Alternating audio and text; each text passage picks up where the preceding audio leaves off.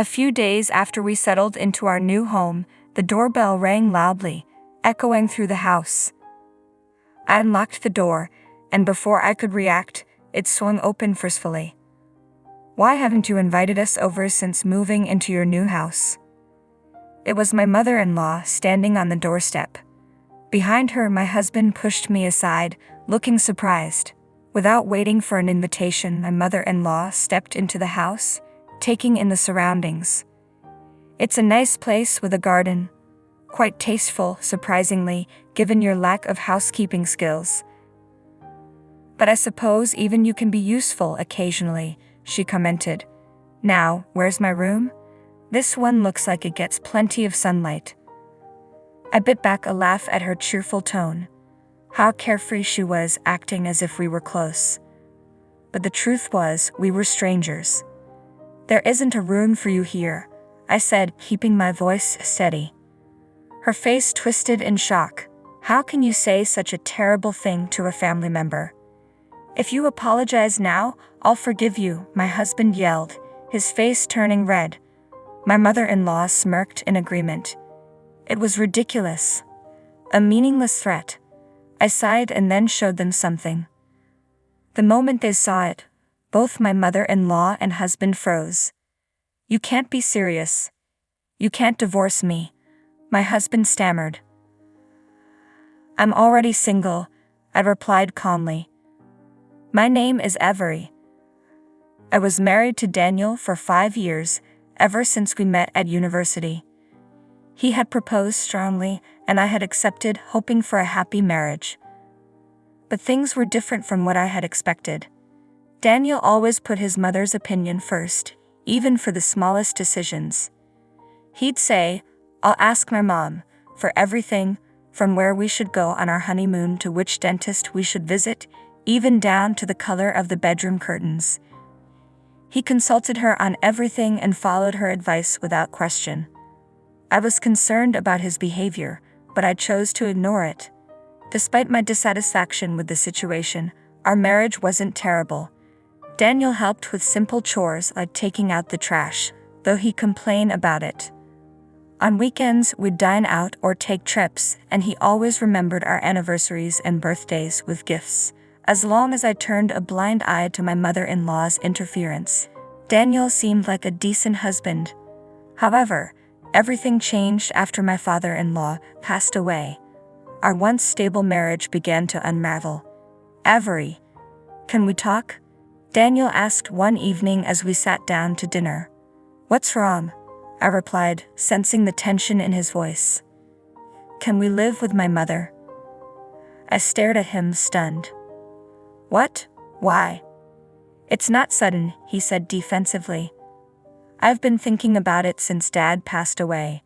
Mom's all alone now. Understand that it's inconvenient for her to be alone, and I'm worried about her," Daniel began, his voice tinged with concern. "I know, but I really don't want to live with her. Bella is still capable, she can manage on her own," I replied. "Besides, her house is less than 20 minutes away from ours. If you're worried, we can visit her regularly."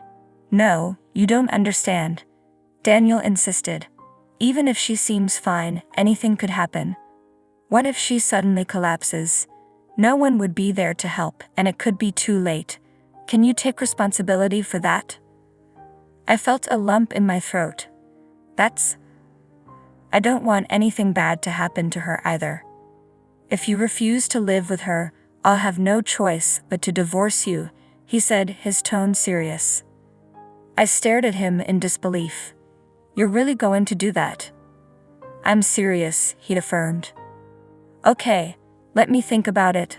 I reluctantly agreed, feeling cornered. After several tense discussions, we ultimately decided to move in with his mother. Bella, Daniel's mother, had a tendency to nitpick about everything, and Daniel always obeyed her. I knew living with her wouldn't be easy for me, but I was pregnant at the time. I convinced myself that it would be better for the baby to have both parents present, so I reluctantly agreed. I also believed that moving in with Bella wouldn't change my relationship with Daniel. I had faith in the bond we had built over the years, but reality proved otherwise. As soon as we moved in, Bella wasted no time in making life difficult for me. Instead of supporting me during my pregnancy, she left all the housework to me while she spent her days socializing with her friends. When she finally returned home, she would find fault with everything I did. Despite my efforts to clean and cook while dealing with pregnancy fatigue, nothing was ever good enough for her. I tried explaining, hoping she would understand, given her own experiences as a mother. But instead she would snap, "Young people these days are so lazy. When I was your age, I managed everything, even when I was sick." She'd point out the slightest imperfections. "Look at the water stains.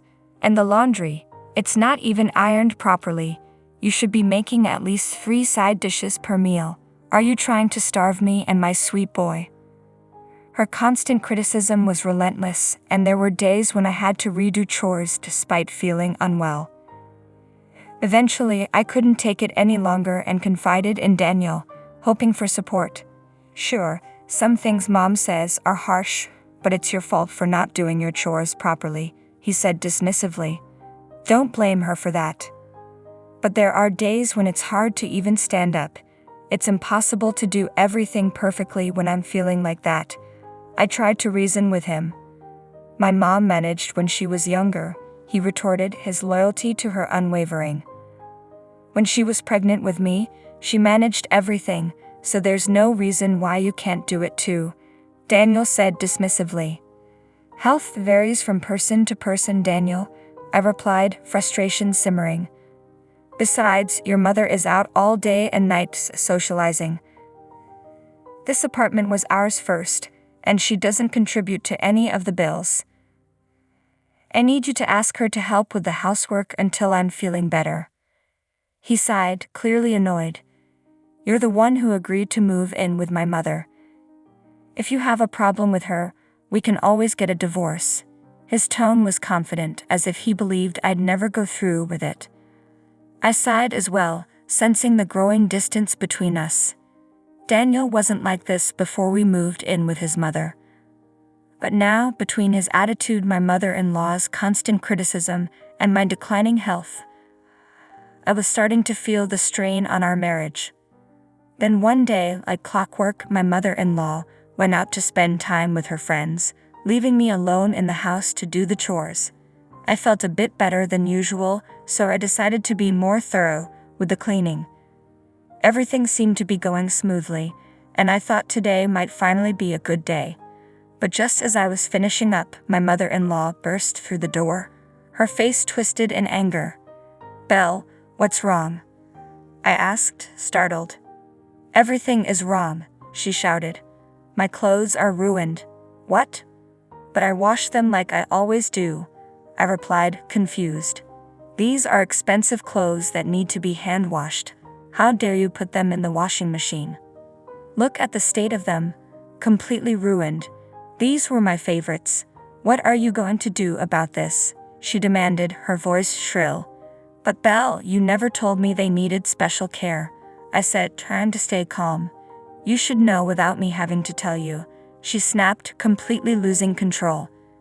At that moment, Daniel walked in from work, and I knew things were about to get even worse. "I'm home."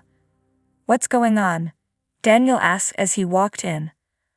"Welcome back, Daniel," Bella cried out, rushing over to him. "Look at my clothes. They were so expensive, and now they're ruined." Before I could explain, my mother-in-law thrust the damaged clothes into Daniel's hands. "These are the ones you like to see me in, right?" Daniel frowned as he examined the clothes. "Avery, you can't even manage something as simple as laundry." "Your mother never told me they needed to be hand-washed," I replied, trying to stay calm. "I admit I should have checked, but Bella's at fault too for not mentioning it." Daniel's expression hardened. "It's my fault for putting up with your attitude, but if you're going to blame my mom, then I'm done. I don't want a wife who can't even do housework. Get out of here." He reached into his bag and pulled out a piece of paper, slamming it down on the dining room table with a smug smile. It was a set of divorce papers with Daniel's section already filled out. "You should think about fixing that attitude of yours in the future," he said coldly. Then, without another word, Daniel turned to leave, taking his mother with him. "Hey, where are you going?" I asked, my voice trembling. "We're going out to eat," Daniel replied over his shoulder. "I'm not letting my mom eat that cold, nasty food you made, and I'm not eating it either." As they walked out, Bella glanced back at me, a victorious smirk on her face. I had been holding back for so long, telling myself it was for the sake of our baby. But seeing that smug expression on my mother-in-law's face, and hearing Daniel mock me so cruelly, I felt a surge of uncontrollable anger and sadness. Daniel had always put his mother first, but he had never treated me with such disdain. How had things gone so wrong? I stared at the divorce papers left behind on the table, feeling utterly helpless. At that moment, my smartphone buzzed, snapping me out of my thoughts. As I reached into my pocket, I felt my phone vibrating. I checked the screen and saw that it was my mother calling. "Hi Avery, how are you doing?" My mother's voice greeted me. "Hi Mom, it's been a while," I replied, trying to steady my voice. "That's right, we're family, after all. You're treating us terribly," chimed in my mother-in-law, standing beside him with an accusing glare. I have no idea how they found out, but my mother-in-law and Daniel showed up at the new house. I was too stunned to say anything as they barged in without permission. "This is a pretty nice place, with a garden and all. Quite the upgrade for you," my mother-in-law said, looking around with a smirk. "I wonder where my room is." They seemed to be having a great time, completely oblivious to the fact that things had changed. "I know you're a useless wife who can't even handle basic chores, but I guess you've managed to be useful for once," she added with a laugh. I managed to suppress a grin at her ignorance. Neither Daniel nor my mother-in-law had any clue that we were already divorced. "I'm not your wife anymore," I said calmly. Daniel looked at me as if I'd lost my mind. "Avery, what are you talking about? We're married, so of course you're my wife." "No, I'm single now. So please leave my house." His expression shifted from confusion to disbelief. "What do you mean? You're upset about something, right?" "I apologize, Avery. Let's just talk this out. I can't believe you'd lie about getting a divorce. Whatever it is, we'll fix it. My mom will forgive you too." "I don't care if she forgives me or not," I replied, keeping my voice steady. "We're already divorced." I walked over to the cabinet and pulled out the divorce certificate, handing it to him. Daniel studied the document, his face gradually turning pale. His mouth opened and closed like a fish out of water as he struggled to process the situation. "When did this happen? I don't remember signing any divorce papers." "You did," I said firmly. "The day you got upset about your mother's clothes. You left the completed divorce papers on the table, remember? You've been talking about divorcing me every day, so I took you at your word." His eyes widened in shock as the reality of the situation began to sink in. I had recorded every word spoken by Daniel and his mother and kept a detailed diary of their behavior. Diary, along with the recordings, was meant to serve as evidence. I played back the relevant audio from my smartphone, and there was my mother-in-law's voice criticizing my cooking, along with Daniel threatening, "If you serve food like this, I'm divorcing you." Both Daniel and his mother were taken aback and remained silent, unable to respond. "Since you two are now strangers," I said firmly, "you need to leave right now. I never invited you in. If you don't leave, I'll call the police." They looked alarmed and quickly retreated. I watched them leave and securely locked the door to ensure they couldn't come back. After discovering that my parents and I had purchased a new house, Daniel and his mother had to vacate their home and terminate their apartment lease. They encountered significant difficulty finding a new place to live. For the first time in a long while, Daniel and his mother were living together, and their situation was far from ideal. My mother-in-law, who had always demanded that I handle all the housework, now found herself unwilling to do it, and Daniel, unaccustomed to these tasks, struggled. She boasted to her relatives and friends about moving into a luxurious new home, but in reality, they ended up in a modest apartment. The contrast between her claims and reality led to rumors about her dishonesty. The stress of the situation caused her to take out her frustrations on Daniel. With no one else to vent to, their arguments became frequent and intense. As for me, I'm happily settled in the new house with my parents and my healthy baby boy, who was born safe and sound. My parents have been a tremendous support, and I plan to return to work once my son is older. My goal is to create a loving and joyful home where my son can grow up happy and healthy. Every day I work hard to make that vision a reality, embracing the peace and contentment in my new life. Thank you. My father's sudden hospitalization pulled me back to our family home, disrupting the life I built elsewhere. But upon my return 2 months later, I was greeted not by my husband but by a stranger. Stunned and disoriented, I struggled to comprehend the surreal scene unfolding before me. Who was this woman invading my space, and why was she here? Then my husband materialized, delivering a bombshell I never saw coming. "We've been divorced for 2 months, he announced coolly, adding insult to injury by revealing his plans to sell our home and claim the proceeds as alimony. Anger surged within me, boiling over at his callousness and self-interest. As his words sank in, a fierce determination ignited within me. "You have no idea what's coming," I seethed silently, vowing to reclaim control of my life. "I'm Kathy, aged 42, and it's been 3 tumultuous years since I hurried into marriage on the cusp of 40. The once blazing flame of our love has dimmed to a mere flicker, overshadowed by the drastic changes in my husband, Bob, once the epitome of kindness. His transformation is staggering, leaving me yearning to scream out my frustration to the world. Just leave him, right? You might assume it's that simple, but for me, it's far more complicated. There's a reason I can't bring myself to walk away. My father, living alone back home, I can't bear the thought of burdening him with worry. My mother passed away before I even found love, let alone marriage, depriving her of the joy of grandchildren. Saying my final goodbyes to my mother without any significant news to share left a lasting mark on me. I couldn't bear to add to my father's concerns. Divorce isn't just about me, it's about sparing him unnecessary pain. Besides, I'm not particularly attractive or outgoing. Who would want a divorced woman in her 40s? If I end things, it's game over. So I resign myself to endure, repeating this mantra to quell any thoughts of leaving. Despite both my husband and I being full-time employees with similar incomes and work schedules, he acts as though he's the sole provider of our lifestyle. From the beginning of our marriage, he's assumed the role of the master of the house. "Where's my dinner? Why isn't it ready?" he demands upon my arrival home. "I've just walked in too. If you're hungry, why not help out?" I respond. "Why should I, a man, have to pitch in? Who do you think affords this lifestyle?" he retorts. Using gender as an excuse? That's outdated. Are people still making such chauvinistic remarks these days?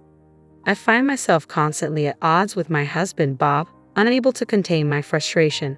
His responses to me are consistently patronizing, and this cycle has persisted for about a year now, with Bob's attitude only deteriorating. I've long ceased yearning for the way things used to be between us. To minimize our time together, I make a concerted effort to stay out on weekends and take breaks whenever possible. Being home with Bob, even on my days off, feels stifling.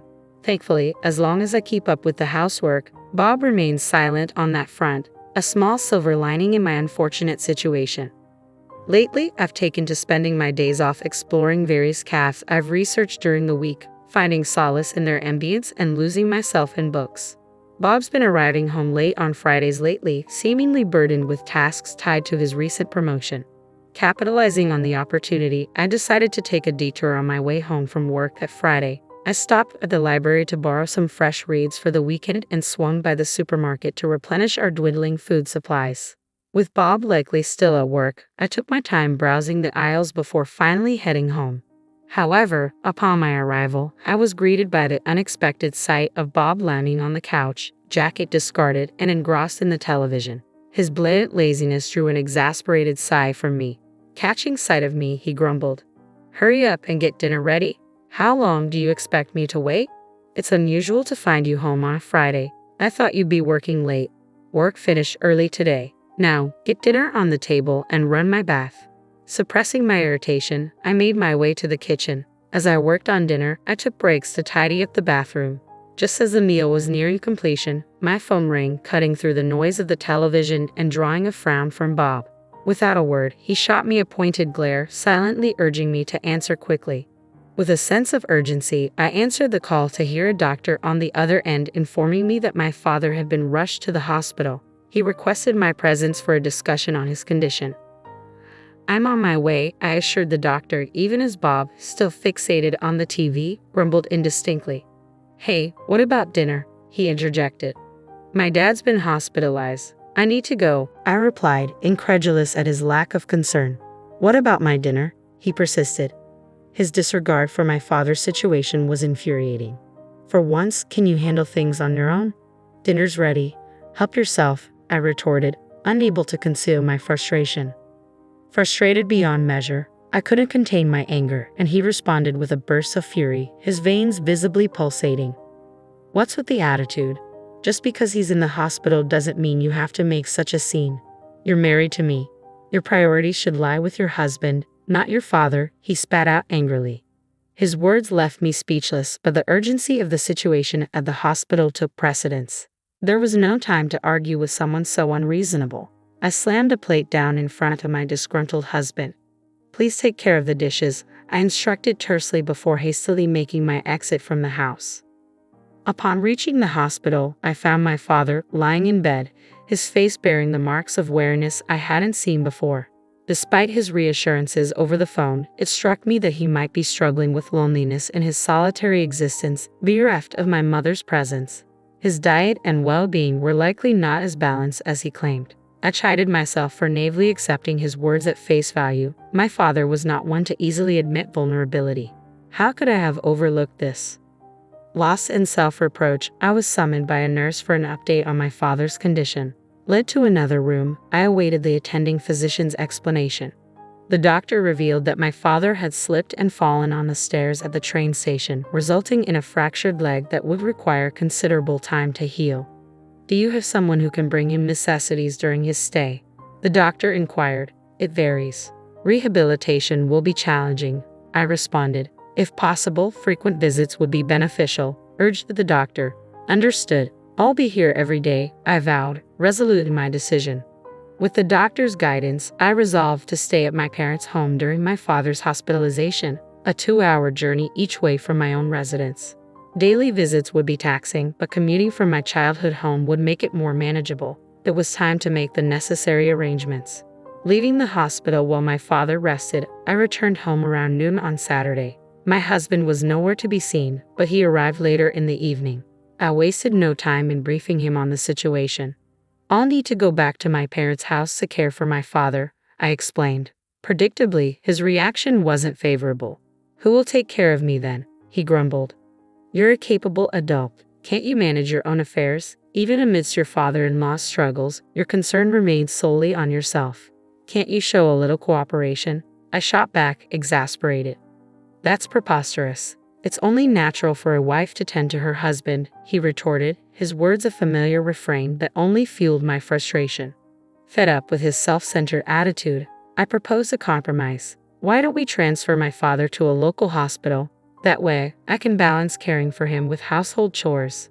"Fine, do that," he agreed, seemingly unfazed. "But in exchange, I expect us to accommodate my father once he's discharged. We'll need to monitor his health with regular doctor visits," I stipulated. At the mention of living together, my husband's face contorted in clear disgust. "No chance, we're not living together," Bob insisted firmly. "Then let me go back to his place," I countered. In the end, Bob's response was a dismissive, "Do whatever you want," signaling the end of the conversation. I promptly informed my workplace, completed the necessary procedures, and returned to my parents' home. The daily visits to the hospital proved more taxing than I had anticipated, but my father's resilience inspired me to soldier on without complaint. Despite his best efforts, his condition showed little improvement, and as 2 months slipped by, I realized I needed to return home soon. With my father's discharge still uncertain and the seasons shifting, I knew it was time to swap out my wardrobe and fetch some fresh belongings. Assessing the situation, I decided to make a brief trip back home. However, upon my return, the sight that greeted me wasn't that of my husband. Instead, a woman's voice echoed from deep within the house. "Bob, are you back?" I called out upon my return, only to be met with silence. Perplexed, I repeated his name, but still, there was no response. Startled by the unexpected turn of events, I stood frozen in shock.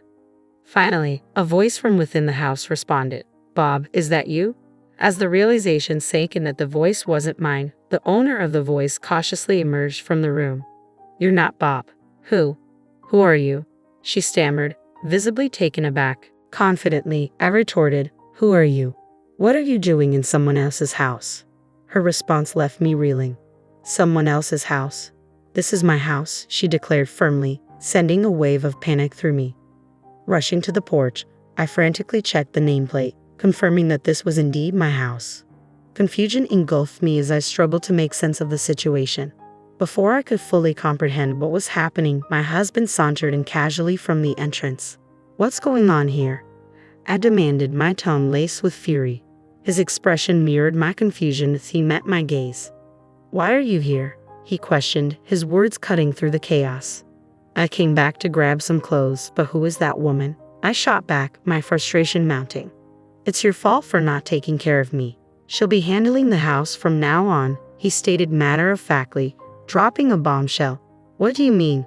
We got divorced 2 months ago," he revealed, shattering the last semblance of normalcy. "To divorce? What are you talking about? I haven't heard anything about this," I protested, stunned by the revelation. "Of course you haven't. I made all the decisions myself," my husband replied coolly, his tone devoid of remorse. What do you mean?" I stammered, struggling to comprehend the gravity of his words. "We're getting divorced. I already started making arrangements. And as for the house, I plan to sell it soon. I'll be taking the proceeds as alimony," he declared, his words hitting me like a freight train. "But this house isn't solely yours. It's in both our names. I'm entitled to half of it," I insisted, desperation creeping into my voice. "It's your own fault for neglecting your responsibilities around the house. Give me all the proceeds from the sale," he retorted, his words dripping with contempt. "I haven't even signed the divorce papers yet, and yet you're already treating us as divorced. Regardless, if that's what you want, then fine. Gather your belongings and leave immediately," I asserted, my voice tinged with disbelief and frustration. "That's a selfish thing to say," my patience wore thin, snapping at his callousness. "You don't understand anything," I added, my tone firm with conviction. He regarded me with skepticism. "What's left to discuss? Property division," he scoffed. "It's your own fault for failing in your duties as a wife. Even if you try to fight it legally, you'll lose. It's a waste of time," he dismissed callously. "Property division. So now you know about that term. Are you mocking me?" I retorted, my indignation mounting. "That's enough. If that's how you want it, I'll gather my things and go," I declared, resolved to put an end to this conversation. I retreated to my room, swiftly packing my belongings. As I busied myself, a sweet voice called out from the other room, "Bob." "Who's this older woman?" "She's just my ex-wife, here to collect her things," Bob's voice explained from the living room. "Ah, good. I was afraid she'd demand you back," the woman responded in a jesting tone, followed by laughter. Their laughter echoed through the house, piercing through my heart. She knew he was married and yet pursued him anyway. "Just you wait," I muttered under my breath as I packed my belongings, a vow forming in my mind. Returning to my parents' home with my belongings, I wasted no time. I visited the local office and then sought out a detective agency to request an investigation into his infidelity. There was much to be done, and I braced myself for the busy days ahead. Weeks later, my phone rang. Answering it, I was greeted by Bob's enraged voice. "Hey, you, what have you done? The alimony you demanded, $100,000. That's outrageous. I've consulted a lawyer about your actions. I'll settle for $100,000. Isn't that generous enough?" he demanded, his words dripping with anger and disbelief. "Huh? Where did your sense of financial responsibility disappear to? Are you going crazy from the shock of our divorce?" I could almost see him standing defiantly, his arrogance fueling my determination to bring him down a peg. Taking a deliberate detour, I responded, "If you refuse to pay, that's your decision. But mark my words, someone as concerned with appearances as you will end up paying alimony. As predicted, Bob's frustration boiled over. Stop talking nonsense. You sound like you're eager for alimony. A wife shouldn't have to pay a penny to her ex-husband.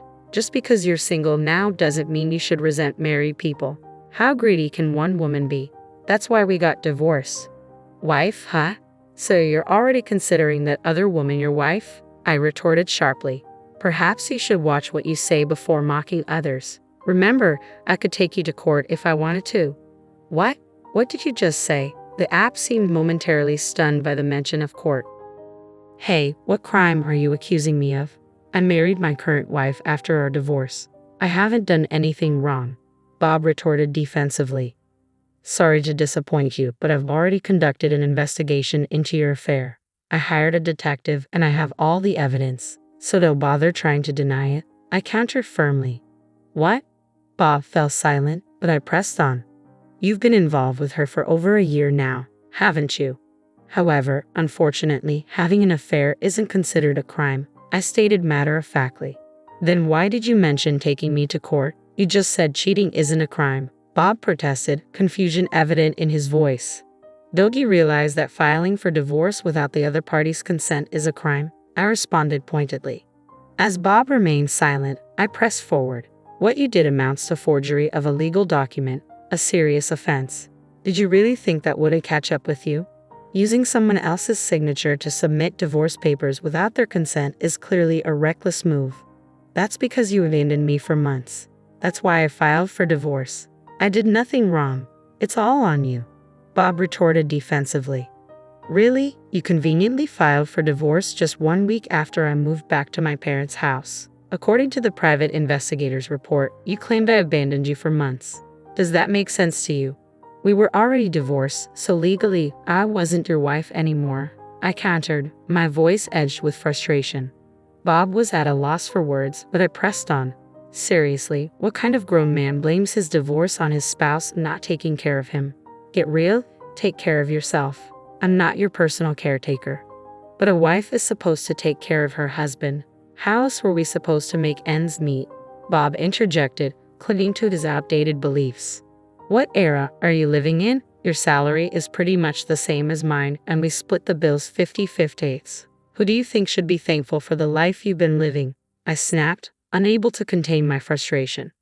I wasn't stopping now. Without waiting for his response, I laid all my cards on the table. I'll sue you for forgery if you don't cough up $100,000 as compensation. If you want to avoid that, just pay up. And don't think your mistress is off the hook, but make sure to get proper compensation from her too. Plus, I'll take half of the house sale and our joint savings as part of the property division.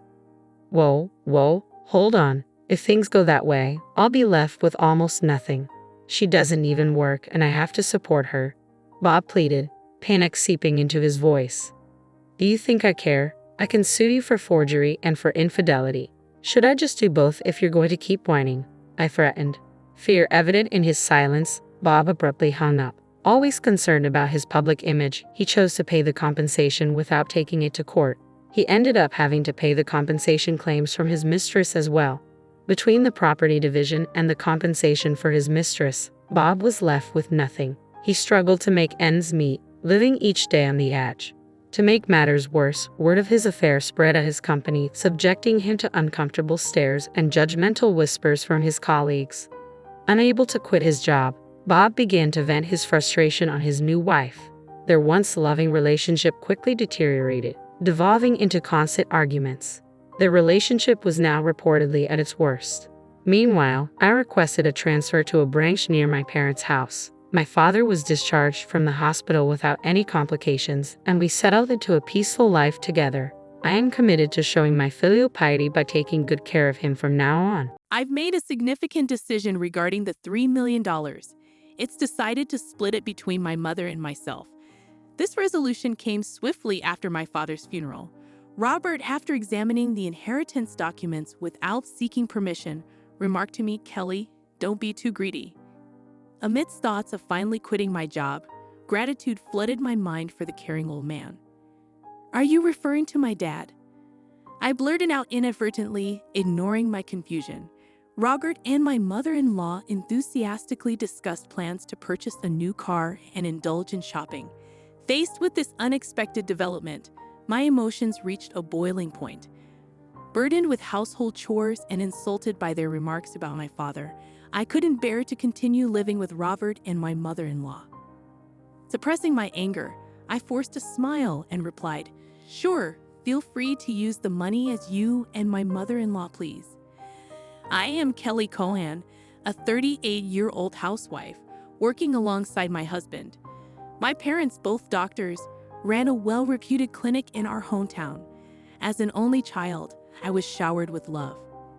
After graduating from the School of Pharmacy, I secured a job at a major pharmaceutical company. Though my parents wished I had become a doctor, they respected my decision. 10 years ago, my mother tragically died in an accident, leaving my father and me devastated.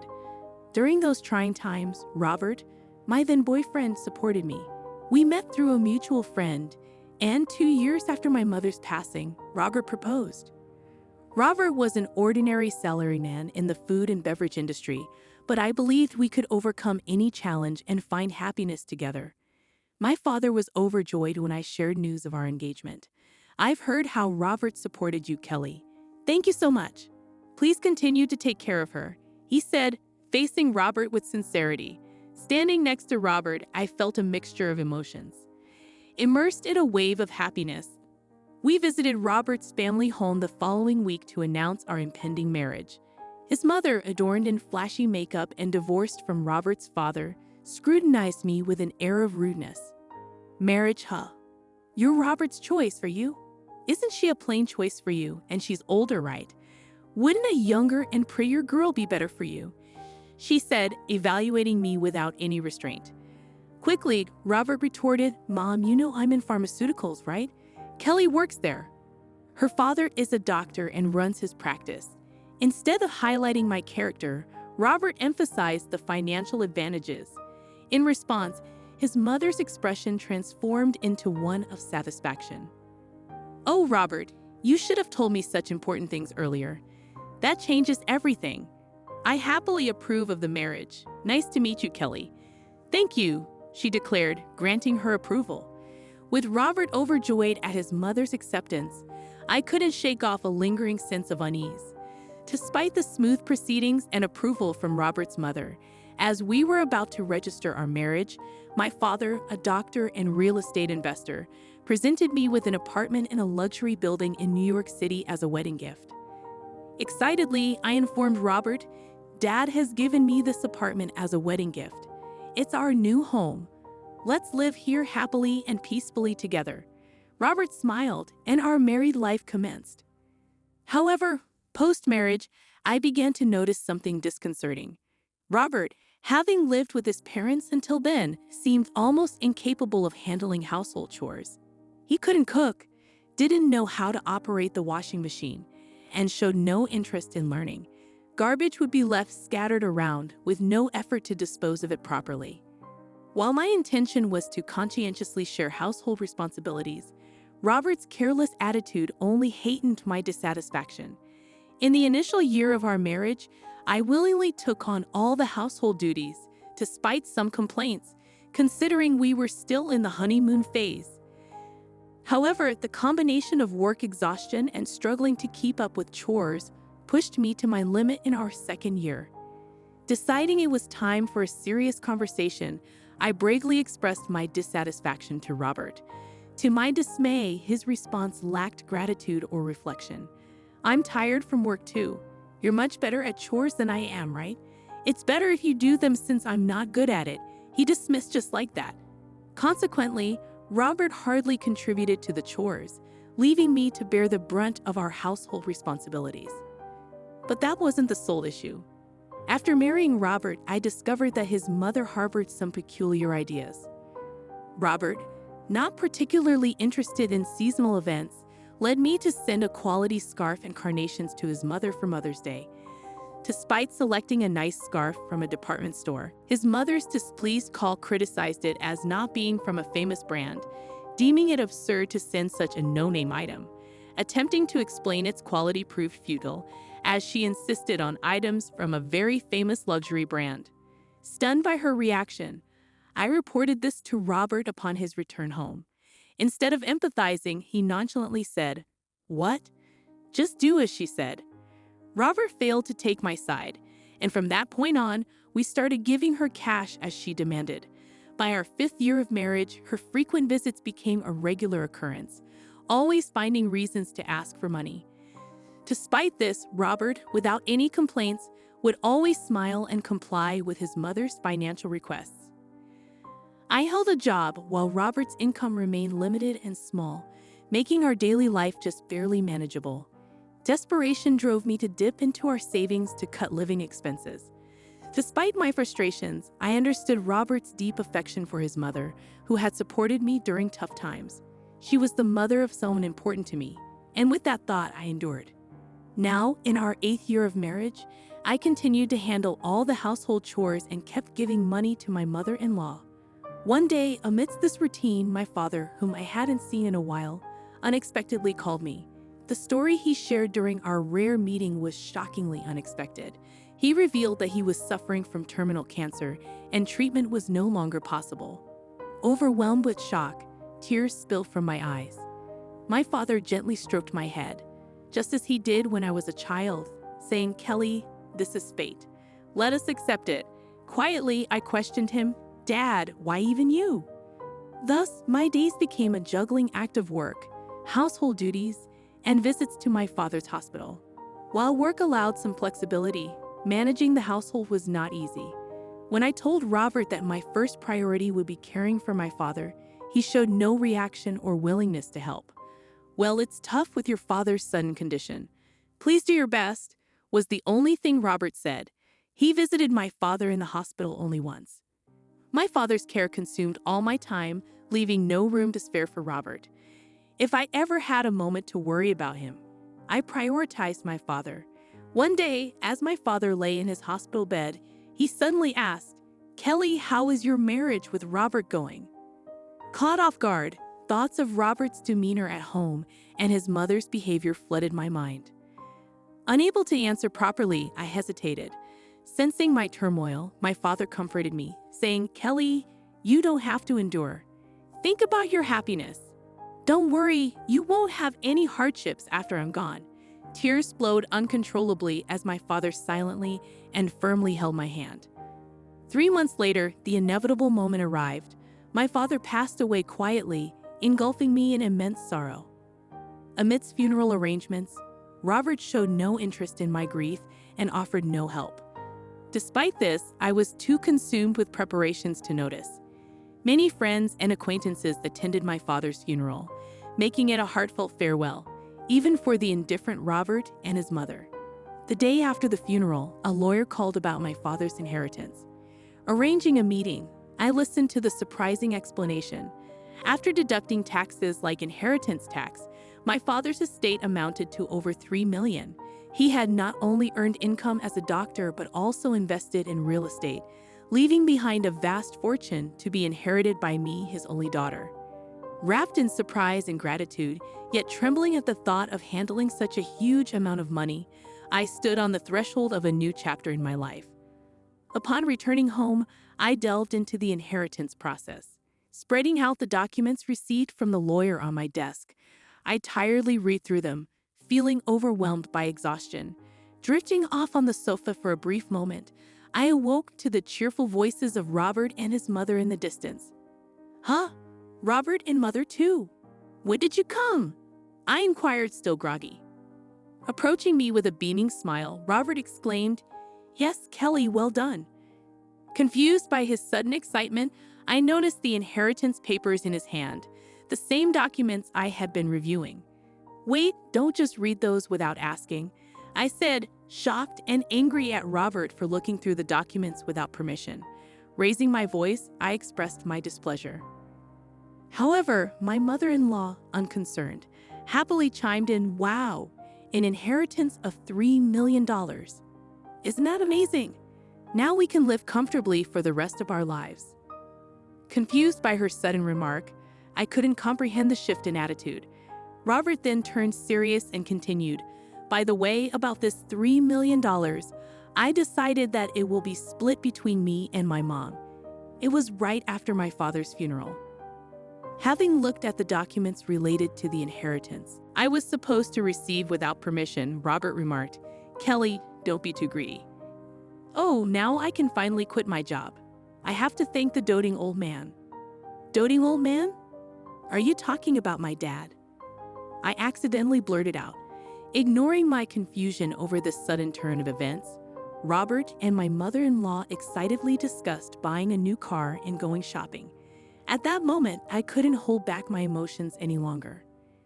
I teetered on the brink of exploding, burdened with household chores and enduring insults directed at my father. Summoning all my composure, I managed a forced smile and replied, "Sure, use the money as you and my mother-in-law please." "As you wish," I added, suppressing my seething anger. My mother-in-law, seemingly satisfied, cheerfully chimed in, "That's the spirit, Kelly. Quick to agree. Now make sure you work hard and earn money. I don't want our savings to decrease, so work hard." I nodded, pretending to heed her selfish words. Subsequently, Robert and my mother-in-law embarked on a spree of lavish spending, behaving as if they had lost their senses. Robert abruptly quit his job, and my mother-in-law practically moved in with us, incessantly staying at our house. They indulged in luxury brand items and frequented expensive restaurants, boasting about their sophistication. Meanwhile, all the household chores were dumped on me, as if I were a mere maid.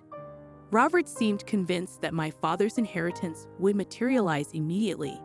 Carelessly withdrawing money from our joint account, my savings of $1 million dwindled rapidly. When I protested their excessive spending, Robert dismissed it, laughing. "What are you talking about? Isn't $3 million coming soon? This kind of spending is no big deal." Despite my warnings, Robert continued unchecked. A month later, he and my mother-in-law abruptly left for a trip to Hawaii, leaving me behind without an invitation. Alone at home, I resolved to take action. About a week later, while I was relaxing at home, a loud knock on the door jolted me from my thoughts. Glancing at the intercom monitor, I spotted Robert and my mother-in-law, both adorned in aloha shirts, standing at the front door. Calmly but with simmering anger, I inquired, "What do you want?"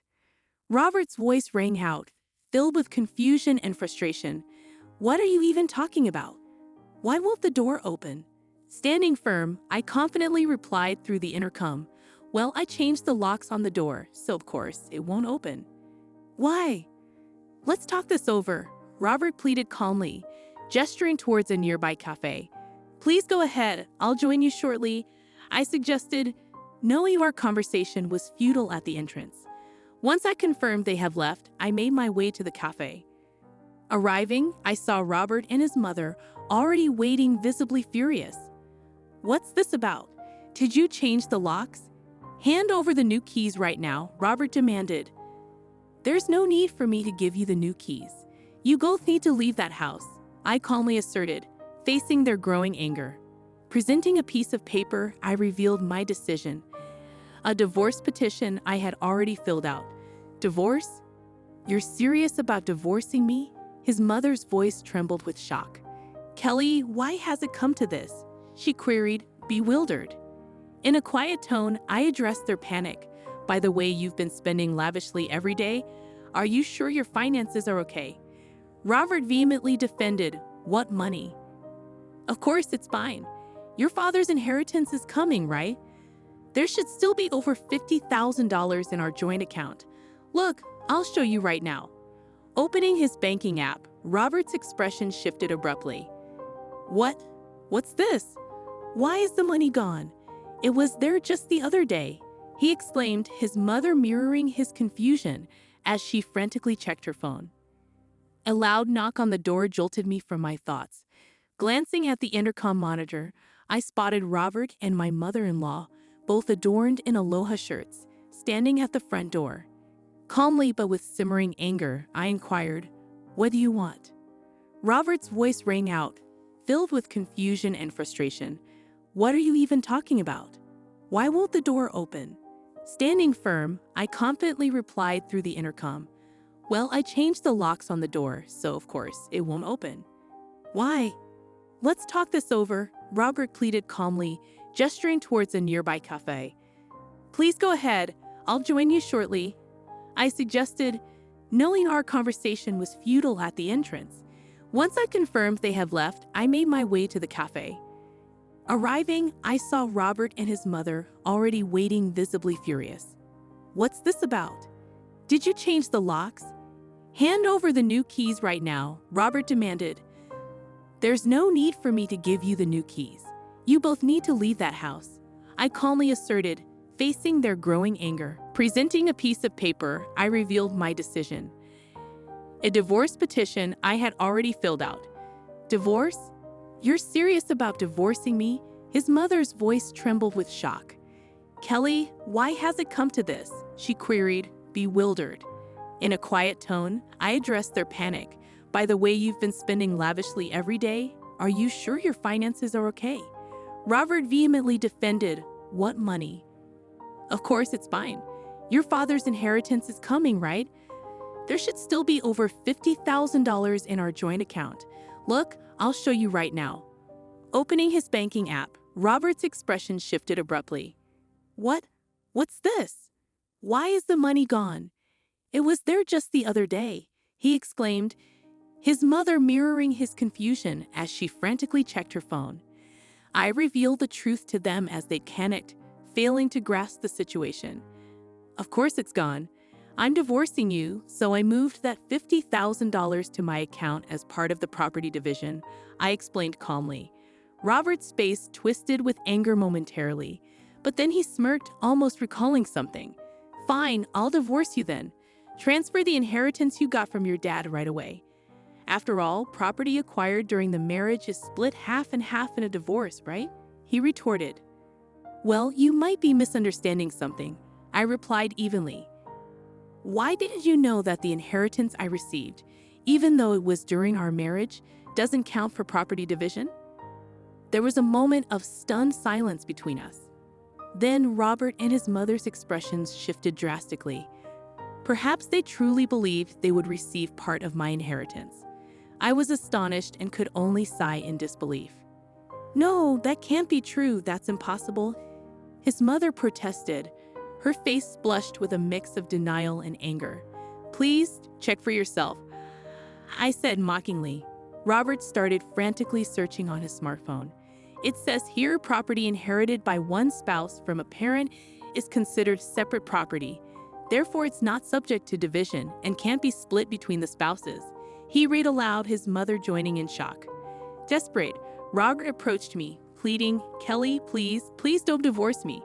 I have no savings and no job. How am I supposed to live if you divorce me? Faced with his plea, I remained resolute. Realizing it was time to move forward, I spoke clearly and firmly. What are you talking about? Take responsibility for your actions. I will never forget how you both treated me. I'm divorcing you. I'll go to court if I have to. Intimidated by my fierce demeanor, Robert and his mother shrank back in fear, whimpering softly. Later on, Robert and I went through the divorce proceedings without issues. The $50,000 I had moved from our joint account was recognized as part of the marital property division. Eventually, I managed to evict Robert and his mother from my house. They found themselves deeper in debt, living in a rundown apartment and working tirelessly every day to pay off their debts. In contrast, I sold a condo I used to share with Robert and moved into my father's apartment. With the inheritance I received, I now live comfortably. Grateful to my late father, I aim to protect my happiness and spend my days peacefully, cherishing my new life ahead. I'm Karen, 33 years old, happily married to William, who's also 33, and together we have our precious 3-year-old daughter, Evelyn. William's family is deeply rooted in education. They run a successful tutoring center, with both his parents being former teachers and William holding a teaching license himself. Academia runs in their blood. It's surreal sometimes to think I'm part of such a distinguished family. Initially, my own parents and friends were apprehensive, but their worries were unfounded. The truth is, William's family is wonderful. Despite my more sporty inclinations, they embrace me wholeheartedly. My mother-in-law was especially delighted to gain a daughter. Though I felt a bit nervous initially, my buoyant and outgoing nature helped bridge any gaps. I chose to be authentically myself, and through that, we cultivated a strong and loving relationship. I'm a certified arborist specializing in the health assessments, pruning, planting, and relocation of trees, along with offering consulting services. Achieving my certification required rigorous study, and even now, in the field, it remains physically demanding. This job demands both brains and brawn, and I take pride in excelling at both. Currently, my husband works as a tutor at his family's tutoring center, though he previously taught elementary school. Our paths first crossed when I visited his school for a consultation on tree care. After the birth of our daughter, I took some time for parental leave, only returning to work last year. With our little one still in her tender years, family takes precedence, a balance thankfully supported by my understanding workplace. Nonetheless, there are occasions when I struggle to make it home in time for pickup. In such moments, I'm grateful for the assistance of my mother-in-law and the flexibility of my husband, who steps in whenever possible. It's a life filled with fulfillment, supported by a network of understanding and assistance.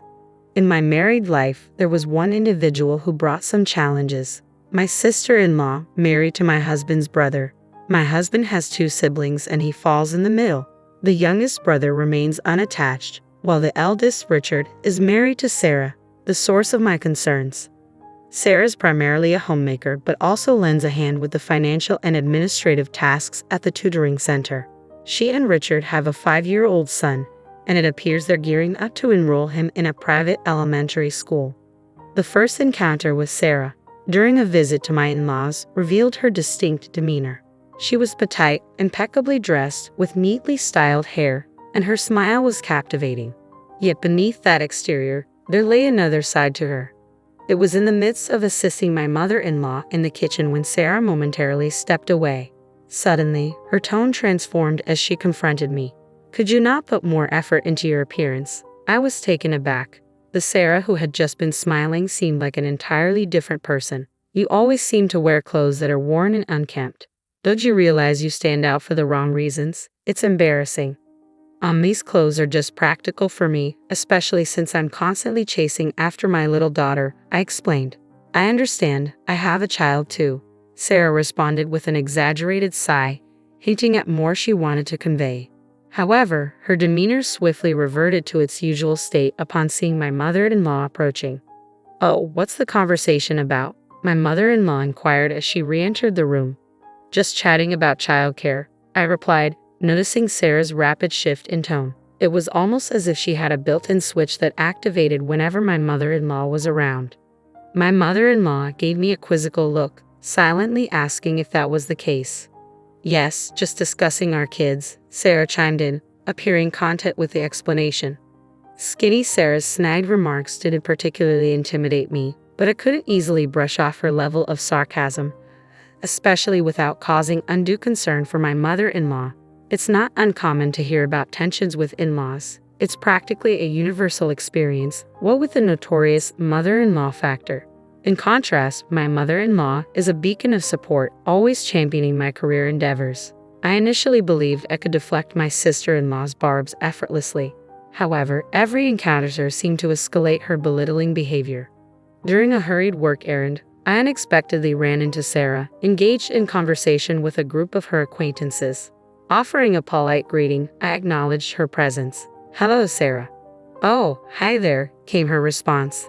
Hastening on my way, I thought little of the brief interaction until later that evening when my home phone rang and Sarah's name flashed on the caller ID. "What do you think you're doing?" Sarah's voice sliced through the air, dripping with aggression. Right from the start. Confused, I asked, "What do you mean, earlier today? Don't you dare come up to me in public dressed like that." Her tone was harsh, her words cutting. "What's with your work attire? It's utterly inappropriate to stroll around like that. Did you see us? We're all moms, getting our kids ready for private school entrance exams. We live in a different world from you." I felt my cheeks burn with embarrassment as she continued her verbal assault without pause. "I was working, so yes, I was in my work clothes," I responded, trying to maintain composure. "I don't care about your excuses. Just steer clear of me next time we bump into each other outside, okay?" It's embarrassing. But isn't it even more awkward? We're family, I protested. That's exactly my point, she shot back. You don't fit into this family.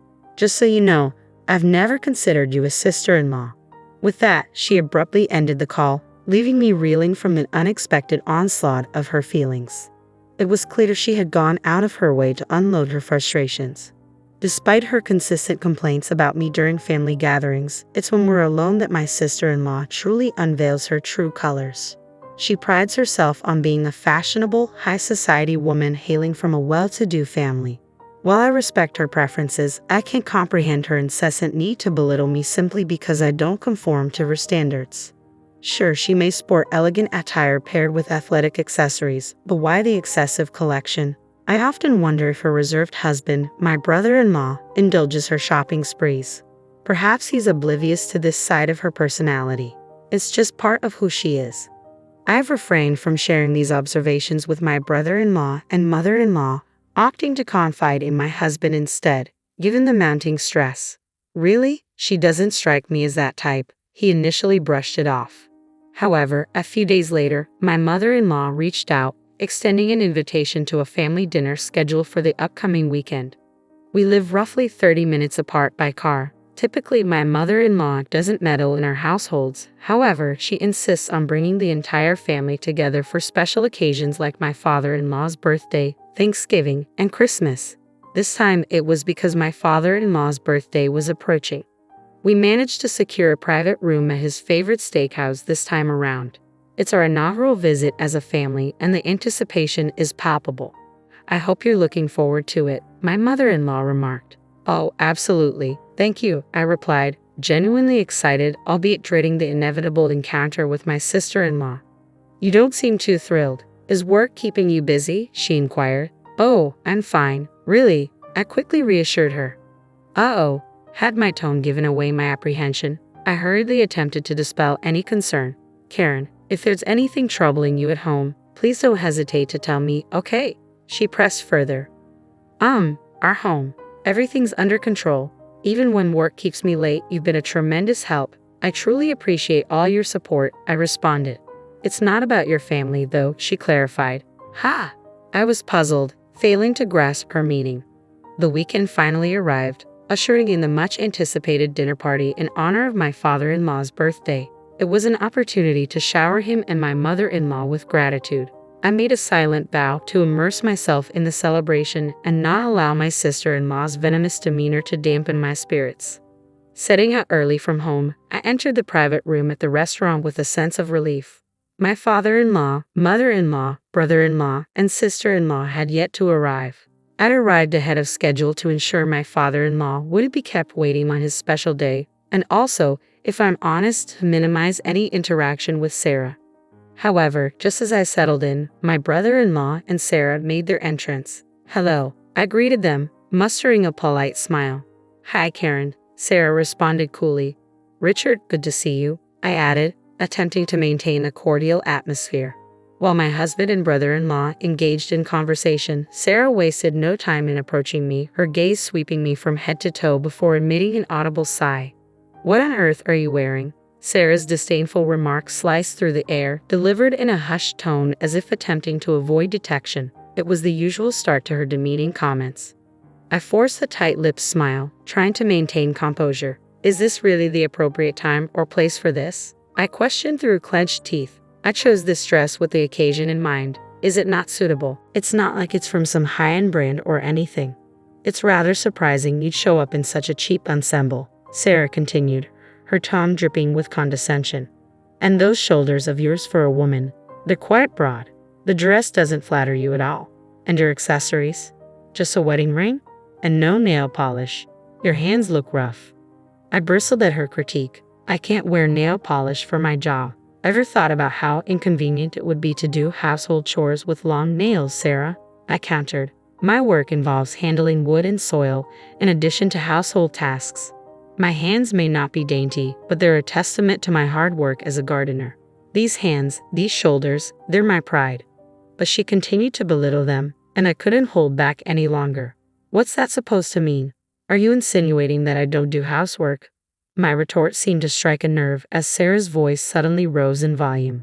"I've had enough of you," Sarah seethed, her frustration bubbling over. "I've tried to extend a helping hand out of kindness, but you never listen. And now you're resisting. It's unbearable to be associated with a rough woman like you." Feeling the weight of her words, Sarah seemed to momentarily lose her grip on reality and the context of the situation. "I've made a mistake," she murmured, her anger clouding her judgment. "Today is my father-in-law's celebration. Please just leave me alone." Confusion mingled with hurt as I struggled to comprehend her sudden outburst. "What? You're the one causing a scene.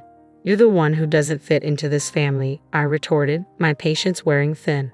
"I've already told you I won't dine with someone as uncouth as you. Just go home." "Excuse me, I have to go home. This dinner was arranged by my mother-in-law, and the one clearly disrupting it is her. We can address your grievances about me later. Trust me, I have a few things to say to you as well. But for now, I've made up my mind to stand my ground. And you? You don't get to speak to me that way. Didn't you hear me? I said go home. In fact, consider leaving this family." Just as my husband began to approach, responding to Sarah's escalating voice, the door to the private room swung open. "It's you who should be leaving," my mother-in-law entered calmly yet assertively. Following her were my father-in-law and their youngest son, John. My mother-in-law gently shut the door behind them, signaling the end of the confrontation. "What?" Sarah's fiery demeanor seemed to evaporate as she suddenly realized the gravity of the situation. Her mouth opened and closed in disbelief, words failing her momentarily. What's going on?" "Everyone please, let's sit down," she stammered, attempting to regain control. Despite her soft tone, there was an undeniable authority in my mother-in-law's presence that compelled everyone to comply. "It appears we need to address something before we can proceed with the birthday celebration. I apologize for this disruption," my mother-in-law continued, glancing at my father-in-law, who nodded in agreement, before turning her attention back to Sarah. "Sarah, what exactly did you say to Karen?" Even my typically gentle mother-in-law could wield a sharp edge of sarcasm when necessary. Sarah, visibly flustered, attempted to backtrack. "Oh, I was just saying how much I'm looking forward to the meal today. Did I mishear something? I thought I heard someone saying leave." "Huh? No, it was just a minor disagreement, just a playful banter." Sarah attempted to downplay the situation, still visibly perturbed. I couldn't help but admire her attempt to restore her usual cheerful facade. "A disagreement? What sparked it? It appeared you were the one dominating the conversation. Have you been treating Karen like this all along?" My mother-in-law's gaze bore into Sarah, her words cutting through the tension like a sharp blade. "I wasn't mistreating her. I was merely offering some advice on etiquette and attire as a senior member of this household." Sarah defended herself, though her explanation rang hollow. "Everyone should have the freedom to dress as they please as long as it's respectful. Karen's attire wasn't out of place. She simply chose non-branded clothing and kept her makeup and accessories minimal. I thought she should avoid causing embarrassment for you and the rest of us." Enough. My mother-in-law's sudden outburst startled both Sarah and me. The three brothers and my father-in-law were well aware of how formidable my mother-in-law could be when injured, but they remained composed, diverting their attention to the children with picture books and gentle conversation to ease the tension. "No, Sarah, it's you who should be feeling embarrassed. I've sensed something amiss between you two, even during gatherings at our home. Initially, I assumed you were engaged in friendly chats," my mother-in-law continued, her tone cutting through the air with precision. "Huh? Yes, friendly chats, exactly," Sarah chimed in, her desperation evident in her eyes as she cast a pleading glance my way. However, avoided meeting her gaze. "For the record, Karen never once complained about you. She extended kindness, hoping you might eventually change your approach, but instead, you chose to escalate," my mother-in-law asserted, her words carrying a weight of disappointment. Stammering, Sarah attempted to formulate a response, only to be met with my mother-in-law's unwavering scrutiny. "And you always dress impeccably with an extensive collection of handbags," my mother-in-law continued, her tone growing sharper. "But where does all that money come from?" Just as Sarah thought she had regained control of the conversation, an unexpected question left her stunned. "That money? It comes from we compensate you for your assistance with the tutoring center's finances," she stammered, her attempt at an explanation faltering. Even if my son has given you permission to use those funds as you see fit, it hardly seems sufficient to account for your lavish purchases of designer clothes and handbags. Well, you see, Sarah began, her voice trailing off as my mother-in-law's pointed inquiry pierced the air. Are you taking advantage of your position overseeing the household finances to fulfill your own desires? My mother-in-law pressed further. What do you mean? Sarah's confusion was palpable, her words stumbling over each other in a desperate attempt to deflect the accusation. I couldn't help but share in her confusion. I, too, had often wondered about the source of their wealth. Initially, I had assumed my brother-in-law was simply a generous provider. Perhaps he entrusted all financial matters to Sarah. It troubled me to think he might have been oblivious to their spending habits, perhaps swayed by Sarah's facade of being a dutiful wife. In that light, I almost felt sorry for him. So, you've been splurging recklessly, and now you're considering sending your child to a private school? My mother-in-law queried. Surely, you've been setting aside funds for their education, haven't you? Well, you're not suggesting we foot the bill, are you? Sarah hesitated, her response tinged with uncertainty. No, not at all, but he's your beloved grandchild after all. It became clear that Sarah had been counting on my father-in-law and mother-in-law's financial support all along. Naturally, we adore our grandchildren. We're prepared to assist them financially if necessary, my mother-in-law affirmed. Really? But only after you're no longer living under our roof? I interjected, taken aback by the implications. What? No, that's not what I meant. I apologize for telling you to leave, Karen, Sarah interjected, addressing me by name for the first time. You'll forgive me, won't you? We're practically sisters, after all. Sisters only as long as you're married to my brother-in-law. My mother-in-law glanced at me, silently encouraging me to continue. Even if it's official, I don't want to consider you family. I don't see you as a sister, I stated firmly. Sarah's response was a startled noise, clearly caught off guard. And that's not all. It seems you've been dipping into the funds from the tutoring school, my mother-in-law continued, her words landing like a bombshell. Sarah was rendered speechless, her eyes widening in shock. Is that true? I couldn't hide my surprise at my mother-in-law's revelation. While I had suspected Sarah might be using household funds, I never imagined she would touch the money from the tutoring school operated by my in-laws. You managed to evade detection for some time, so it took us a while to uncover your actions. Even Bob, who has overseen our accounts for years, fell victim to your manipulation, my mother-in-law continued, her tone stern. Sarah's complexion paled visibly. You've been making purchases like gift baskets for our suppliers, showing appreciation to teachers, and hosting seminars, all under your purview. The expenses on the receipts gradually escalated. You offered excuses, claiming you were fulfilling birthday gift requests or acting on behalf of me or my son. But that's simply not. Sarah interjected, her voice shaky, attempting to deny the accusations. You've been purchasing items under false pretenses, mislabeling them as gifts. This is unprecedented. But Bob trusted you as our son's wife. He was informed that you were treating part-time lecturers to lunch, but in reality, you were indulging in tea and dining with your circle of friends, my mother-in-law continued, her disappointment evident in her voice. The suspicious transactions on the receipts began to multiply, and Bob eventually brought his concerns to our attention. Even before that, our son had initiated an inquiry after noticing irregularities, she added, her tone growing increasingly grave. What? You've betrayed the trust of everyone who believed in you. It appears that appearances matter more to you than anything else, my mother-in-law accused. Sarah turned to my brother-in-law, as if pleading for assistance, her voice barely above a whisper. However, he met her gaze with a cold stare, remaining silent. And if all these allegations hold true, I can hardly blame him, my mother-in-law continued, her gaze shifting to me. Karen, on the other hand, is the epitome of selflessness. While she may not prioritize fashion, she consistently places the needs of her family and her profession above her own. You may not take an interest in her work, but being a certified arborist is a remarkable achievement. I have no doubt she worked diligently to attain it. As Sarah sat there, rendered speechless and defeated, my mother-in-law shifted her focus to me. Unintentionally, tears welled up in my eyes at her unexpected words.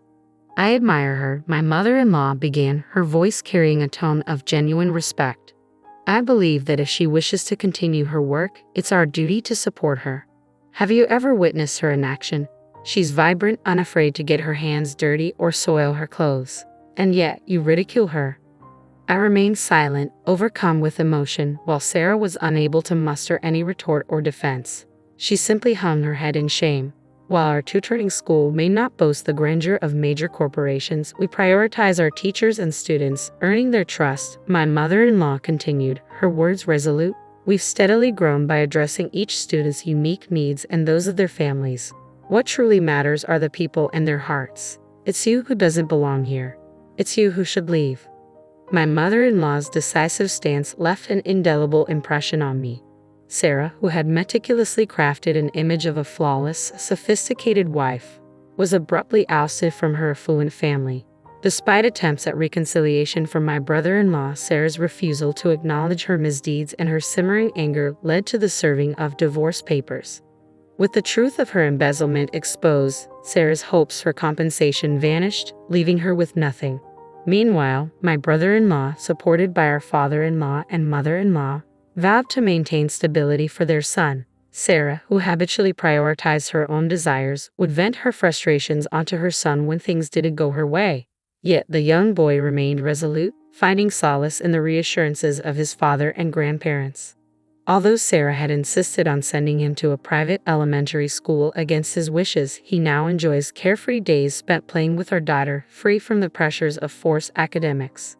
Naturally, my husband and I are eager to offer our support in any way possible. During a relaxed day spent at my in-laws' home, my mother-in-law approached me with a heartfelt apology. I deeply regret any discomfort we may have caused you. We should have been more observant, she expressed sincerely. Oh, please don't worry about it. I wasn't truly bothered initially, I reassured her. If you ever find yourself in need of assistance in the future, please don't hesitate to reach out to us, she offered kindly. Yes, I replied, recalling your earlier sentiment, what's important is people and hearts. Suddenly, I noticed my mother-in-law's puzzled expression as I gazed at her intently. It's nothing. I was simply admiring your resilience, I clarified. Well, thank you, but the real admiration should be directed towards you and your talent for creating such stunning gardens, she countered graciously. Perhaps I'll enlist your help with ours next time. I've been meaning to replant the flower beds. Oh, definitely. I'd be thrilled to lend a hand, even if it's just for fun. Just give me a shout whenever you're ready, I responded eagerly. You should consider charging her, Mom. She can be quite demanding, my husband interjected with a playful tone, eliciting laughter from all of us. It was a moment of genuine warmth and camaraderie. Value people, cherish hearts. Those words echoed in my mind, leaving a lasting impression. As I looked around at my beloved family, I made a silent vow to treasure these moments and to prioritize laughter and joy in our future together. Let me introduce her. This is my girlfriend, Emily, Tom said with a smile. The woman beside him greeted everyone. Nice to meet you all. Your girlfriend? I was in shock. Tom casually responded. Oh right, I haven't told you. I'm going to marry Emily, so I want a divorce. What? I was too stunned to speak. Tom continued. I realized my parents were right. Being with an older woman like you is getting tough. Emily's young, she's 23. New houses and women are always better, right? Emily nodded in agreement. And about the accident you mentioned, it's no big deal, right? You broke a bone and now you're slacking off at home. We'll take the house once we divorce. I was so shocked by his outrageous comments that I forgot to get angry. It was impossible to continue the conversation. Taking a deep breath, I presented a signed divorce document and said, Okay, here are the divorce papers. Oh, you're well prepared, Tom said, jubilant. Leaving the couple behind, I began preparing to leave the house immediately. As I was packing, Tom spoke up. You have nowhere to go, right?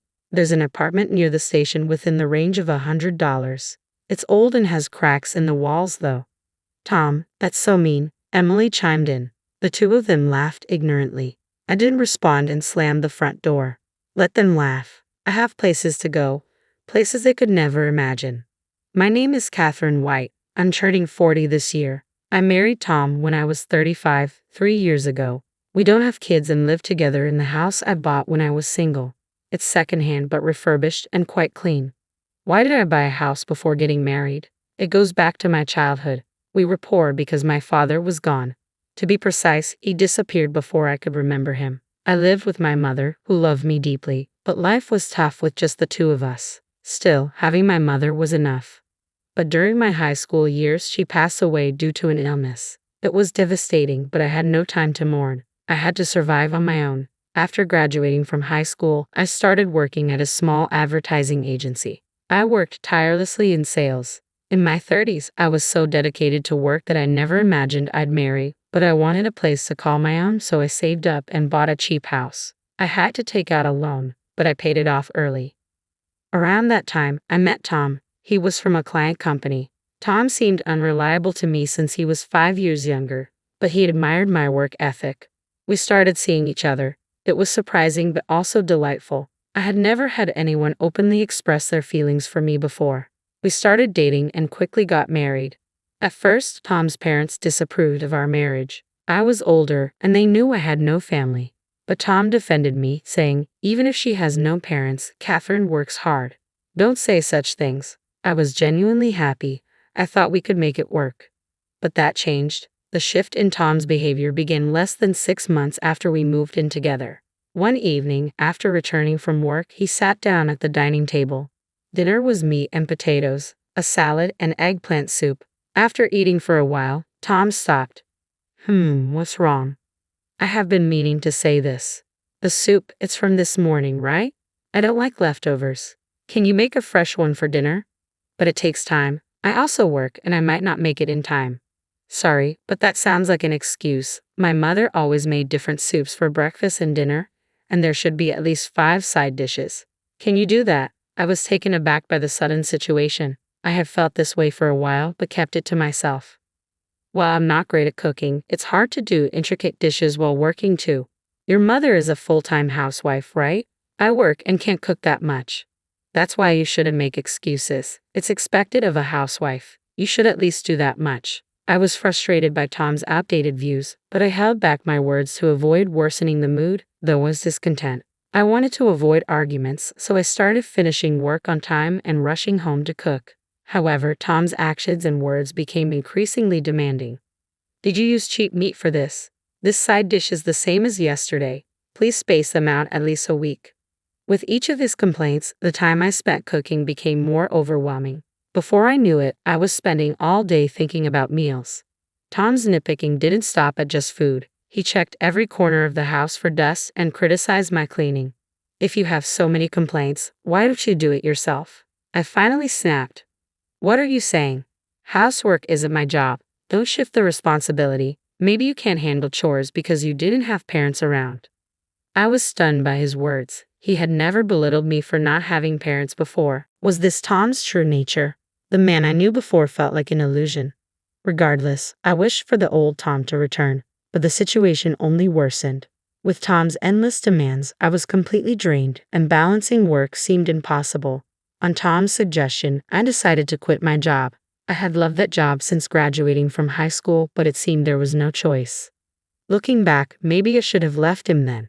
But I had always prioritized work over romance and didn't know what a normal family looked like. I thought perhaps meeting Tom's demands was a housewife's duty. Maybe all I had to do was bear it a bit to maintain a peaceful home. Now that I was a full-time housewife, I had much more time for housework. Tom's complaints decreased, and I was genuinely relieved. I thought the problem was solved, but my friends knew Haas. It's so spacious and beautiful. The furniture was designed by famous designers, and the appliances are all luxury items, they said. Oh really? I casually responded, handing Tom a glass of water. But compared to that, our second-hand house is a bit lacking. I wish we could at least replace this cheap furniture, Tom remarked. Cheap? The furniture and appliances were from my single days, but they were still in good condition. They weren't luxury items, but they weren't cheap either. Moreover, when Tom moved in, he had said, "Let's keep using these appliances and furniture." I reminded him of that, but he brushed it off. But honestly, after living with it, I feel new furniture would be better, he said without hesitation. Even if you say that, the current ones are still usable, I softly pointed out. Tom suddenly looked at me with a mocking expression. That's the frugal side of you. I wonder if you're just naturally stingy. What? Why would you say that? Anyway, I've quit my job, so we don't have that kind of money. You quit your job because you wanted to, didn't you? But you? Yeah, it's always my fault, he muttered dismissively and staggered off to the bedroom. How could he say such things? Anger started to boil within me, but then I thought maybe he's just drunk. He's just being brave because he's drunk. Don't mind. However, even when he was sober, Tom's attitude was getting worse. Our conversations became more hostile, and every time he spoke, it was to complain about me. What on earth happened to him? Then, without telling me, Tom went ahead and bought new furniture. On top of that, it seems he also got new golf equipment. He looked at the golf clubs with satisfaction, clearly pleased with himself. Tom has a regular job, but he doesn't earn much. He probably took out a loan now that I can't work. I was worried about repaying the loan. Anxiety grew in my heart. Then an unexpected event occurred. As usual, I was on my way to the supermarket to buy ingredients for dinner. While walking on the road, a loud horn blared from behind. Immediately after, I felt a huge impact, and then darkness consumed my consciousness. When I came to, I was staring at an unfamiliar ceiling. It seemed I was lying down. I felt pain everywhere and couldn't move. What happened to me? I wondered aloud. Oh, Miss White, have you awakened? A voice said. Where am I? You're in the hospital. You were brought in after a traffic accident. Traffic accident? I remembered leaving the house, but nothing after that. I moved my head slightly, taking in the impersonal bed, the attached IV drip, and the woman in a nurse's uniform. Was this really a hospital? Looking outside, it was already dark. I had left the house around 2 p.m., so a lot of time had passed. Later, a doctor came and briefly explained the situation. It seemed I was hit by a car whose driver was not paying attention while I was on my way to the supermarket.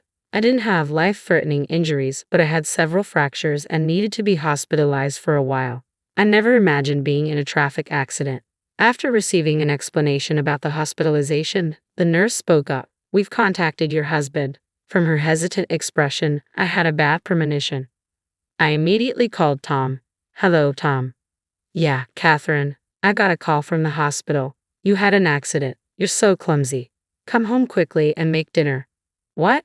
I'm going to be hospitalized from now on.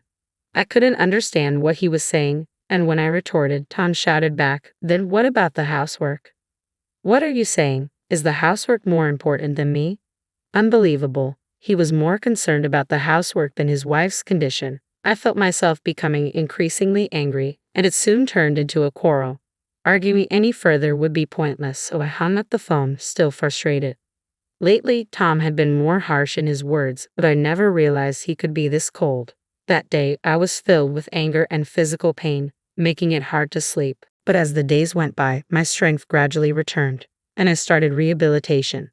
Initially, moving was tough, but it became surprisingly enjoyable as I got used to it.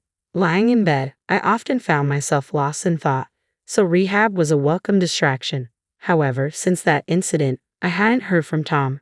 I thought talking to him would just anger me, so I ignored him. Around that time, I occasionally passed an elderly man in the hallway. He was well dressed, so he wasn't a patient. I assumed he was visiting someone and didn't give it much thought, but he seemed to be looking my way. Are you Catherine White? Yes, I am. What can I do for you? I answered cautiously. At that time, I had no idea that this man would change my fate. Eventually, after about a month in the hospital, I was discharged. I hadn't fully recovered, but I was told all patient care would surface. I was finally going home after a month away. My home felt oddly nostalgic, but that feeling was short-lived. The moment I opened the door, I felt something was off. There were unfamiliar shoes, heels with flashy pink ribbons. Could it be? Rushing into the living room, I braced myself for what I might find. I noticed the entire house had changed. Not just the furniture, but even the electronics had been replaced with brand new, high-end models. The curtains were different too, making it feel like someone else's house. Ah, Catherine, you've been discharged. Tom emerged from the back, sitting casually. Next to him was a young woman. The woman with brown hair and a revealing outfit spoke lazily, Welcome back. Who are you? I was stunned. Tom smiled. Oh, let me introduce you. This is my girlfriend, Emily. Nice to meet you, she added. Your girlfriend? Yeah, I guess I never mentioned it. I am planning to marry Emily, so I want a divorce. What? I was at a loss for words. I've come to realize that what my parents said was right. Without proper parents, you can't manage household chores or finances properly. I thought you being older would be reliable, but living with an aunt has become tough. Emily's young, just 23. New homes and women are always better, right? Right? Emily tilted her head in agreement. And that accident of yours wasn't a big deal, right? Breaking a bone and then slacking on housework deserves a divorce. We'll be taking the house, by the way. Such outrageous statements left me too stunned to even get angry. Don't get me wrong, we're planning to buy a new house eventually, but this place is just a temporary one until then. When they say something as unreasonable as this, I lose all desire to even converse with them. The old Tom is gone. I've come to think of him as a monster, not a human with whom I can communicate. I shouldn't fight on the same level with them. I took a deep breath and presented a document. Okay, here are the divorce papers. Oh, you're well prepared. I had already signed the divorce papers in advance, considering the recent strange atmosphere. I thought this choice might come up eventually, so I quickly started packing my things. I needed to prepare to leave the house. As I was busy, Tom spoke to me. You don't have anywhere to go, right? There's an apartment near the station that rents for $100. It's run down and has cracks in the walls, though. Tom, that's so mean, Emily chimed in. Ignoring their mocking laughter, I slammed the front door with force. I took a moment to look back at the house, my castle that I worked hard to buy. Today is the last day I'll see it, but I had no regrets. I had a place to go. A week later, while relaxing in my new place, the doorbell rang loudly. Checking the monitor, I saw it was Tom and Emily. Ignoring them, I heard them shouting my name. Their frenzied state made me want to laugh. After observing for a while, I spoke over the intercom. What do you want? Why are you living in such a mansion? Tom asked. The mansion he referred to was where I currently lived. A 3-story building made of reinforced concrete on a massive plot, complete with a swimming pool. You came all the way here just to say that? No, I have a proposal. Open up. I want to talk face to face. It's probably just nonsense. No, it's important, Tom insisted. Annoyed with Tom's persistence, I thought this would be the last time and opened the door. I led them to the living room. I had been in touch with Tom about the change of house ownership, but I never told him where I lived.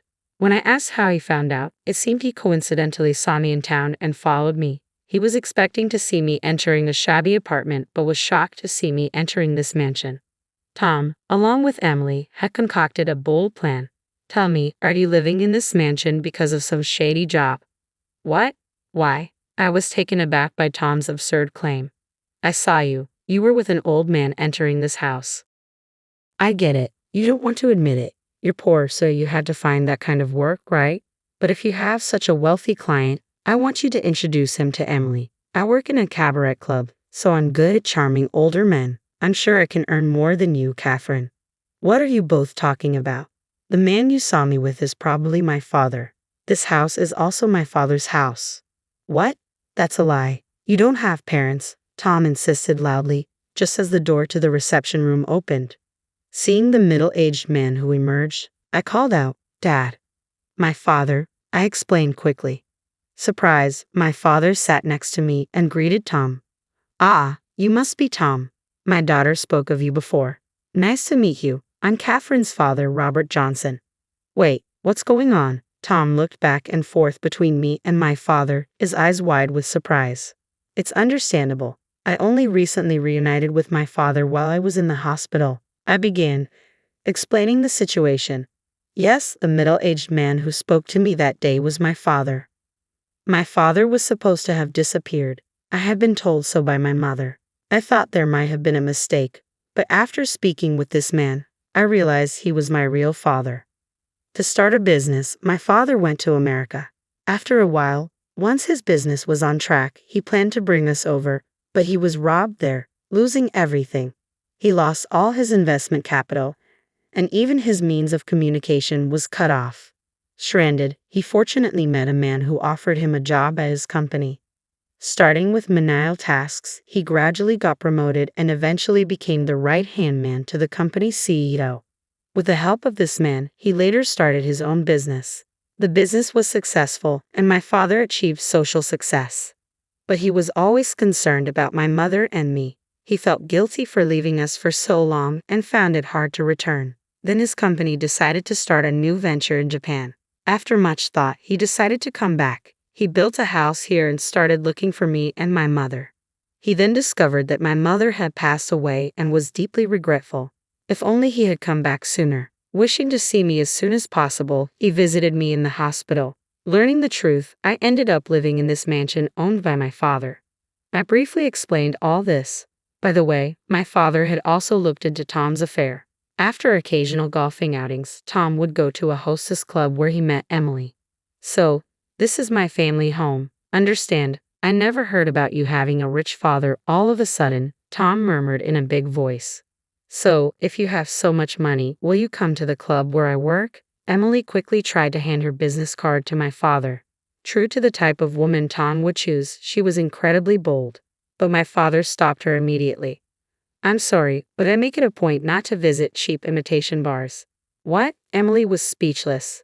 My father frequented some establishments for work, but only the finest, high-end places. He would never go to a cheap club like where Emily works. Besides, I don't have money. Catherine inherited everything already. To the puzzled expressions of Tom and Emily, my father casually replied, around $800 million. It's the least I can do to make up for leaving her alone all this time. The two of them were dumbfounded, their mouths agape. I've heard about you from Catherine, especially your insults, my father continued. She worked hard, scrimping and saving from her meager salary to buy that house. She also did her best with household chores. Having no mother, she probably didn't get a chance to learn from anyone, yet you disparaged her and trampled on her feelings. I can't forgive you, especially when you cheated on her while you were married. If it comes to that, I can sue you. But Tom attempted to interject. Catherine's struggles were partly my fault too, my father continued, cutting him off. You mocked me for being poor and for not having parents. I'm fed up with someone like you who lacks compassion. Never come back to this house again. Goodbye. Is there anything else you need? If you're done, can you leave? I added firmly. Huh? Help? Tom and Emily screamed and ran away. Watching them go, my dad and I shared a laugh. It had been a while since I'd laughed so much. I knew I probably wouldn't see those two again. I could finally live in peace. Later, I found out about their subsequent misfortune. A typhoon hit the region where Tom and Emily lived, bringing heavy rain that flooded houses near overflowing rivers. Fortunately, my area wasn't affected, but their house suffered severe damage. Tom and Emily fled, but their expensive furniture, brand new golf equipment, and Emily's luxury items were all waterlogged. The house's pillars had rotted from being soaked for so long. With no place to stay, the two seemed to live in shelters for a while. Tom's family home was far away, and Emily's family situation was worse. Her parents were gambling addicts living in a tiny apartment. Emily, who worked at a nightclub, spent all her money. Tom was also in debt from buying expensive things. Tom, who relied on women for money, was now in trouble. The two, having no other options, had to move into a cheap apartment near the station that he had once told me about. It was ironic that Tom, who once mocked others, ended up living there. What you do to others will come back to you, I reflected. Unless they truly repent, they won't find peace. Meanwhile, I was thinking of job hunting since leaving my previous company. When I talked to my father about this, he offered me a position at his company. The job is in sales like before, and it's fulfilling. I'm still learning, but I work hard every day to be valuable. At my father's mansion, we often host home parties for business associates. My sales experience helps, and I can talk freely with anyone. I plan to work abroad in the future, so I'm also studying English. My father often tells me, you look livelier now compared to when we reunited. It feels like a lie that I used to be so irritated every day when I was with Tom. Life is unpredictable, I concluded. Even if times are tough, they won't last forever. If you keep looking forward, someone will always be watching over you. I believe that, and I want to keep living brightly. My name's Amanda, a 28-year-old married to Tom for 2 years now. We met back in university and hit it off right away. Unlike most, I opted out of the 9-to-5 grind post-graduation, diving into the world of stocks and foreign exchange trading instead. It's been a lucrative journey, though my folks keep nudging me toward a more stable career path. Thankfully, Tom gets it. He's my rock, always by my side since our college days. Socializing isn't my forte, but with Tom, I can be myself. Family dynamics? Well, mine's a bit distant. They see me as the odd one out, so our get-togethers are fewer these days. Tom's side, on the other hand, is closer knit, parents and an older brother, Jeff. During our visit to Tom's family to share our wedding news, they bombarded me with questions about my career. Every time, Tom was quick to defend me. Amanda's pursuing her passion, and that's what counts. Jeff, in particular, seemed fixated on my job, probing incessantly. His persistence grated on my nerves, and I finally snapped with a casual remark.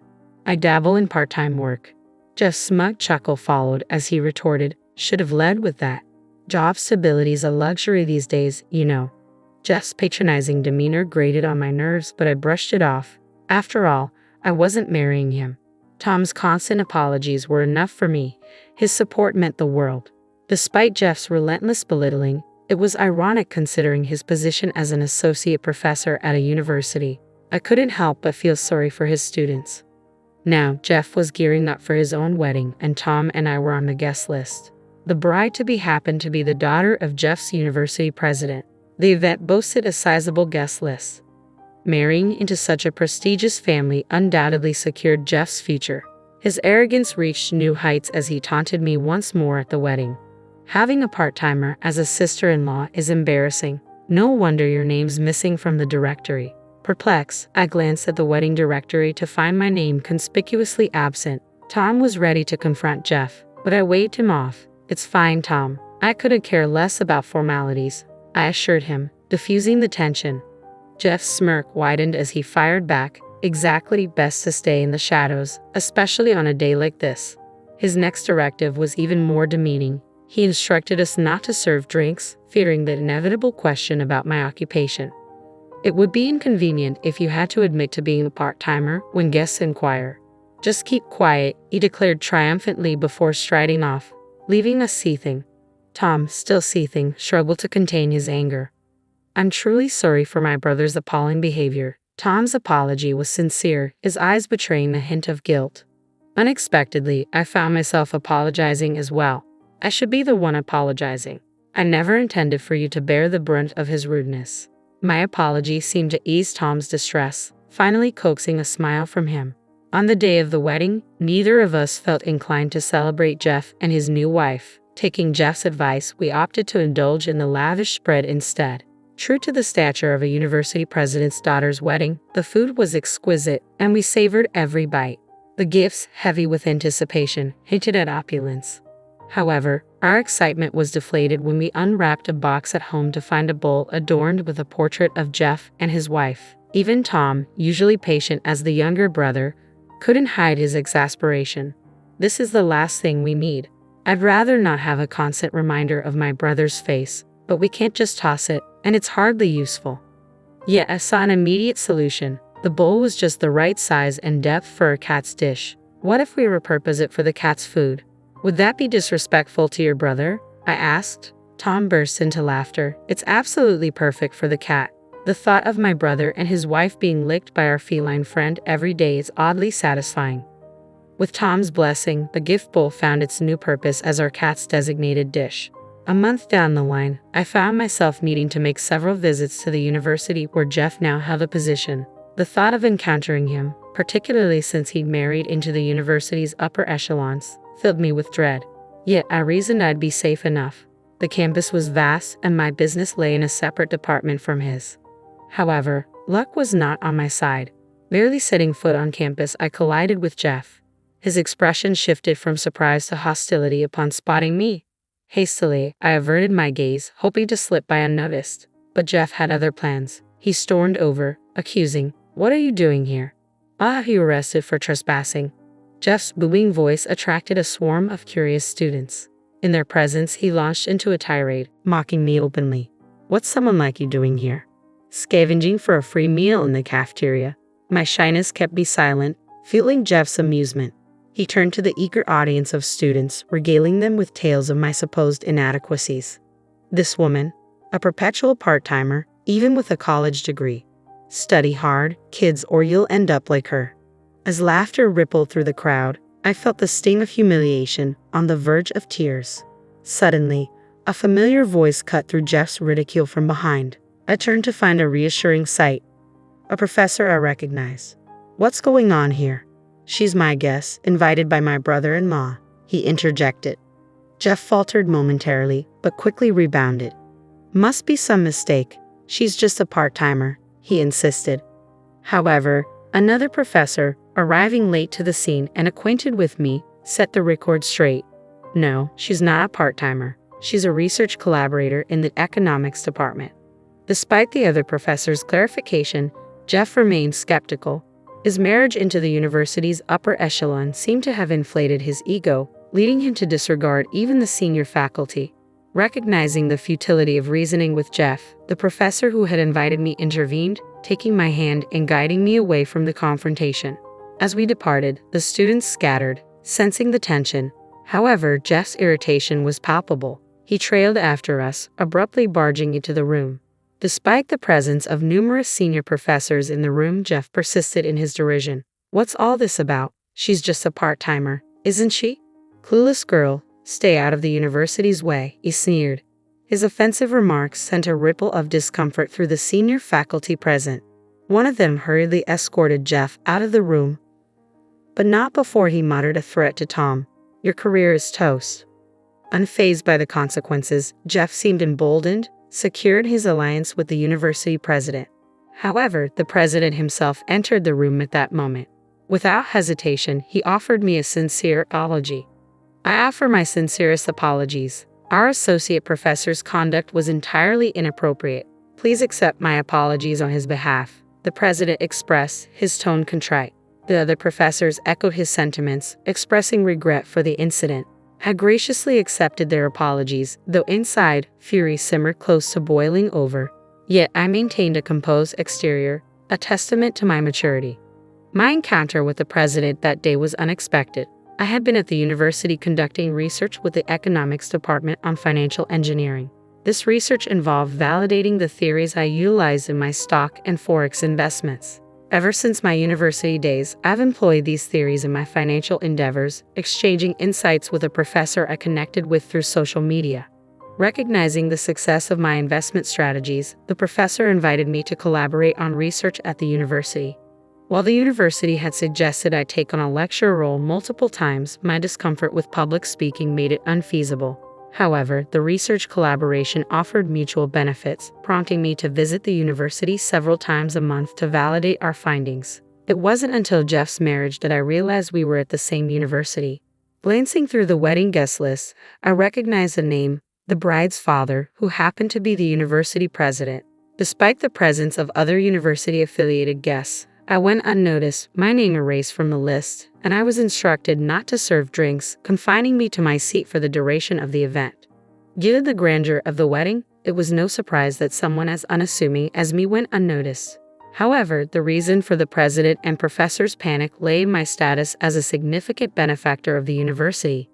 Ever since I began collaborating on research, my investment performance had soared, prompting substantial annual donations.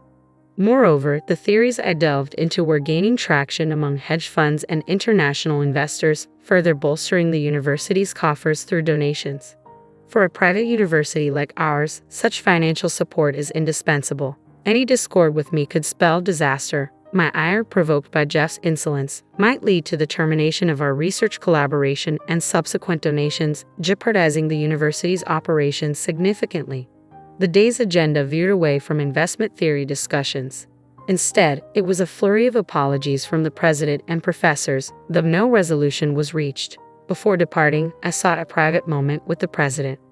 Did you know that your sister-in-law, the associate professor from earlier, is my brother-in-law, Jeff? I revealed to the president and professors, eliciting surprise from the gathered group. It seemed none had made the connection before. Emboldened by the moment, I decided to share my candid thoughts. Jeff's constant mockery of me raises doubts about his suitability as an educator, I asserted, my frustration evident. It was a rare display of passion from me, given my usual nerves in such situations. Reflecting on it later, I felt a tinge of embarrassment mixed with admiration for my unexpected outburst. Following my departure, it appeared that Jeff's behavior became a subject of concern within the university. His persistent arrogance toward his superiors, even after marrying the president's daughter, had garnered criticism. Moreover, his reputation among students was tarnished. His appointment as associate professor seemed to be a matter of nepotism, linked to his relationship with the president's daughter, inviting further scrutiny. The president, in defending his sister-in-law, inadvertently drew censure upon himself, risking his own position as head of the university.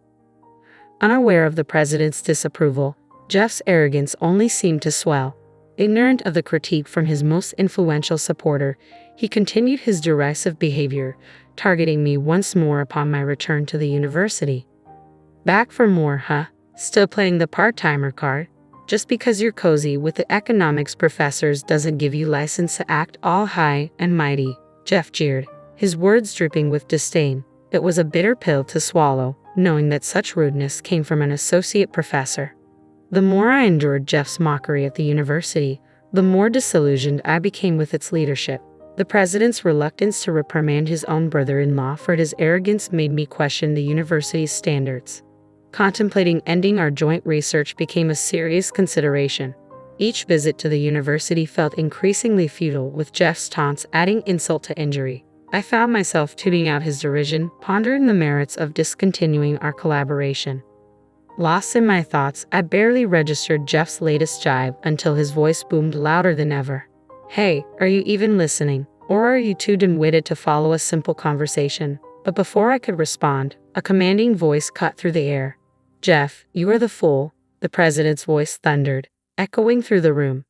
The president's arrival cast a hush over even the usually brash Jeff, freezing him in place like a statue. Witnessing his rare moment of stillness, I couldn't contain my laughter, bursting into a chuckle. Jeff's glare was swift, but it was swiftly extinguished by the president's cutting words. "As of today, you are no longer affiliated with this university. Gather your things and leave immediately." Jeff seemed momentarily befuddled, his gaze fixed on the president's stern expression. Then, in a bizarre turn, he adopted a casual tone. "Father-in-law, what's with the sudden theatrics? Are you trying to pull a fast one on me?" The president's face flushed crimson with rage as he bellowed once more. "You have no right to address me as your father-in-law. Furthermore, I demand you divorce my daughter." The mention of divorce caught me off guard, but before I could process it, a young woman and a man in formal attire entered the room. As my eyes met the woman's, a sense of familiarity washed over me. Glancing at Jeff, I noticed his stunned expression. It dawned on me, the woman standing before us was Jeff's wife. Yet her unexpected appearance left me puzzled as to why she had come. With a stern countenance, Jeff's wife began to speak deliberately. "I noticed your odd behavior, so I had a lawyer investigate. They managed to obtain these photos."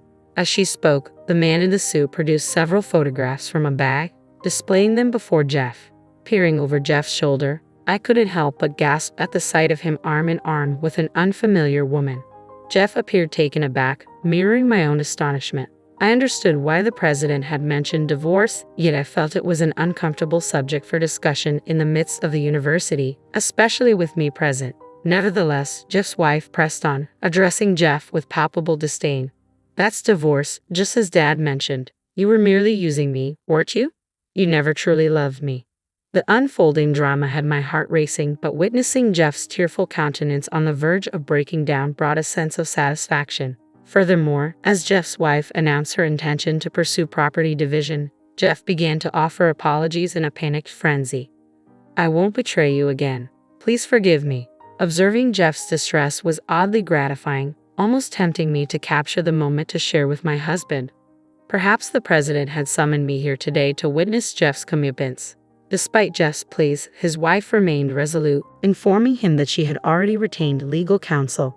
The swift progression of events caught me off guard, and as I observed Jeff's bewildered state, I sensed his mounting frustration turning towards me. "What are you staring at? You're just a part-timer. This doesn't concern you. Leave," he snapped, his voice laced with venom. It was then that the president intervened on my behalf. "You always belittle Amanda for being a part-timer, but she's a skilled investor. She's actively engaged in joint research with the economics department and makes generous donations. She's far more valuable than you'll ever be," the president declared, his words carrying weight. At last, Jeff seemed to absorb the president's words, falling silent as he cast a glance in my direction. Sensing the opportune moment, I decided to confront my brother-in-law. "I expect an apology from you as well," I asserted. With reluctance, Jeff offered his apology. It became evident that President Bob had orchestrated this entire sequence of events with the intention of prompting Jeff to apologize to me. First, by revealing evidence of Jeff's infidelity to weaken him, then by highlighting my accomplishments to further diminish his standing and compel an apology. It seemed to be the president's calculated plan all along. Jeff's apology brought a sense of relief, leaving me feeling rejuvenated. As Jeff hung his head in defeat, the lawyer delved into the intricacies of the property division demand. Meanwhile, I took my leave from Bob, prepared to depart. Before parting ways, Bob urged me to maintain my support for the university. However, I hesitated, expressing my reservations about the university due to Jeff's behavior, along with personal matters demanding my attention. Promising to reconsider, I bid Bob farewell and left for the day. Arriving home, I recounted the Jeff saga to my husband Tom. He was well aware of my disdain for Jeff, and hearing about his apology, affair, and subsequent despair brought genuine joy to Tom's face. Yet a tinge of regret colored his expression as he remarked, "Man, I wish I could have witnessed his downfall. Still, this feels fantastic." Then, his tone shifted slightly, feigning frustration as he exclaimed, "Why did you snap a picture?" Our eyes met, and we both dissolved into laughter. But I had even more good news to share. "Guess what? It seems I'm pregnant," I revealed. Tom's joy erupted, celebrating as if he'd hit the jackpot. Lately, I'd been feeling under the weather, suspecting the cause, and a visit to the OB/GYN on my way home confirmed the pregnancy. I couldn't shake off a twinge of guilt for Bob, who had gone to great lengths to engineer Jeff's apology. However, I made the decision to suspend my collaboration with the university for the time being. While Bob expressed disappointment, he understood and agreed to wait until I finished focusing on child rearing. During our conversation, I casually inquired about Jeff's whereabouts. Bob informed me that Jeff, now officially divorced, was not only unemployed but also struggling to secure a new job. Despite his attempts to market himself to other universities, Jeff's reputation for arrogance preceded him, resulting in a lack of job offers. It seemed Jeff's hubris had backfired, with consequences far more significant than anticipated. Suddenly, I realized that the photos of the inexpensive wedding gifts we had repurposed as cat dishes had disappeared. Whether due to the use of cheap gifts or the couple's divorce, their images had vanished along with them. "You're useless. You can't even handle the chores or take care of the kids, let alone pay the alimony," Kyle spat out as he finally showed up at the hospital 3 weeks after my traffic accident. His harsh words cut through me as I lay there in the hospital bed, hoping he had come out of concern. Instead, he proved to be a disappointment. I sighed deeply. To be honest, I had already been considering a divorce. I didn't expect Kyle to bring it up now, but I guess I should be thankful. It saved us both some trouble. "Fine," I agreed quickly, which surprised Kyle. Little did he know, I was already one step ahead. I wanted to tell him that I knew what he was planning and that I was silently laughing at him in my head. "My name is Sarah. I'm a 40-year-old housewife living with my husband, Kyle, and our 7-year-old daughter, Lisa. Kyle and I met during a group blind date and got married when I was 30. He was easy to talk to, and eventually, I fell for him. Kyle was charming and the most handsome man at the table when we first met. When he expressed his interest in me, I felt flattered and proud. Kyle was incredibly romantic in our early days. He would surprise me with dessert plates and bouquets at fancy restaurants for my birthdays, take me on trips for our anniversaries, and write heartfelt letters at just the right moments. I felt so lucky to have him and eagerly accepted his marriage proposal, imagining a life full of surprises and excitement even after marriage. But once we were married, things took a turn. "Hey Sarah, my dinner isn't ready yet. I've been working all day, and you can't even have dinner prepared when I get back. You're so lazy." Once married life began, he started demanding, like he was the master of the house and I was supposed to be his caretaker. At first, I was shocked by the change in him. I thought he was just joking. When we were dating, we used to laugh at each other's silly jokes. We imagined a sweet newlywed life where we called each other by cute nicknames and stayed lovey-dovey even after having kids. But it turned out he wasn't joking at all. He treated me like a servant, or something even worse. At first, I would laugh it off, thinking he was joking. But gradually I realized he was serious. He really saw me as his caretaker, and that was frightening. After we got married, I had to quit my job, and we depended on the money Kyle earned. I was scared that if I didn't do as he said, he might cut me off financially, so I felt trapped. Honestly, Kyle's income wasn't great. I was making more when I was working. Kyle only finished high school and jumped from one job to another. His unstable work history continued, quitting jobs every year or two. It seemed Kyle felt insecure about his background and took out his frustrations on me. "I'm sorry I got delayed with some errands," I told him once. "Don't make excuses, just hurry up and make it," Kyle replied, sitting down with a cold beer. This had become a common scene, but each time it happened, it chipped away at the person I used to be. I sighed and started cooking. My marriage made me miserable, but I managed to get by. The following year, our daughter Lisa was born, and my days became a series of struggles.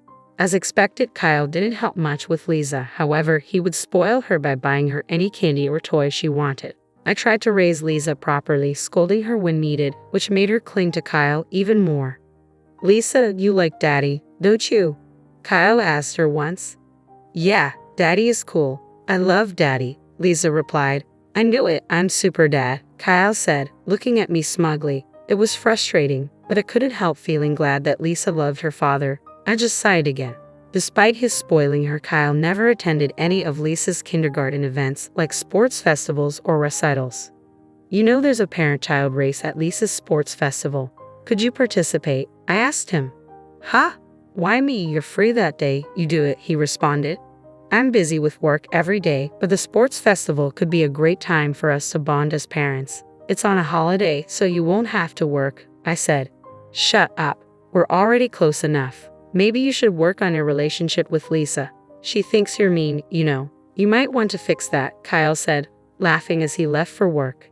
He called himself super dad, yet he never showed up to school events. I was worried that Kyle's habit of being easy on himself but hard on others might influence Lisa. He continued to leave all the housework and childcare to me and was lazy at home. Now Lisa is 5 years old and ready to start elementary school, but Kyle was still jumping from job to job. He had just quit his factory job last month and moved to a food and beverage company.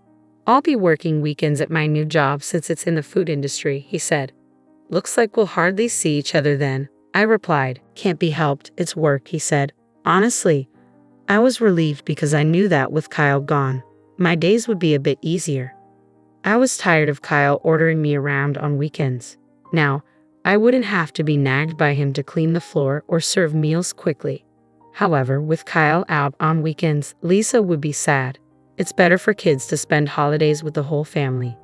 "I have work, so please let Lisa know," Kyle said. I couldn't really argue with Kyle since he was the one bringing in the money. Reluctantly, I went to tell Lisa. "I'm sorry, but Daddy won't be able to go out with you on his day off," I said, expecting her to be upset. I told her with a frown, but contrary to my expectations, Lisa seemed unconcerned. "It's okay. If you're okay with it, then it's fine. You know he's not going to be here on all weekends, right? Daddy has been smelling strange lately," she said. "A strange smell?" I asked, puzzled. Lisa nodded and went back to her room.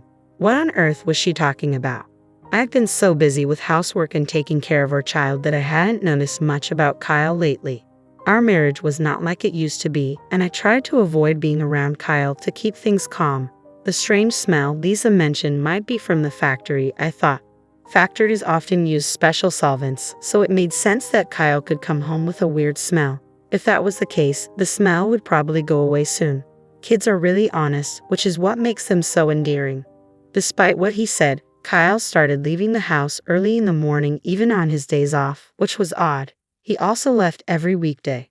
If he was working weekends, he should have a day off during the week.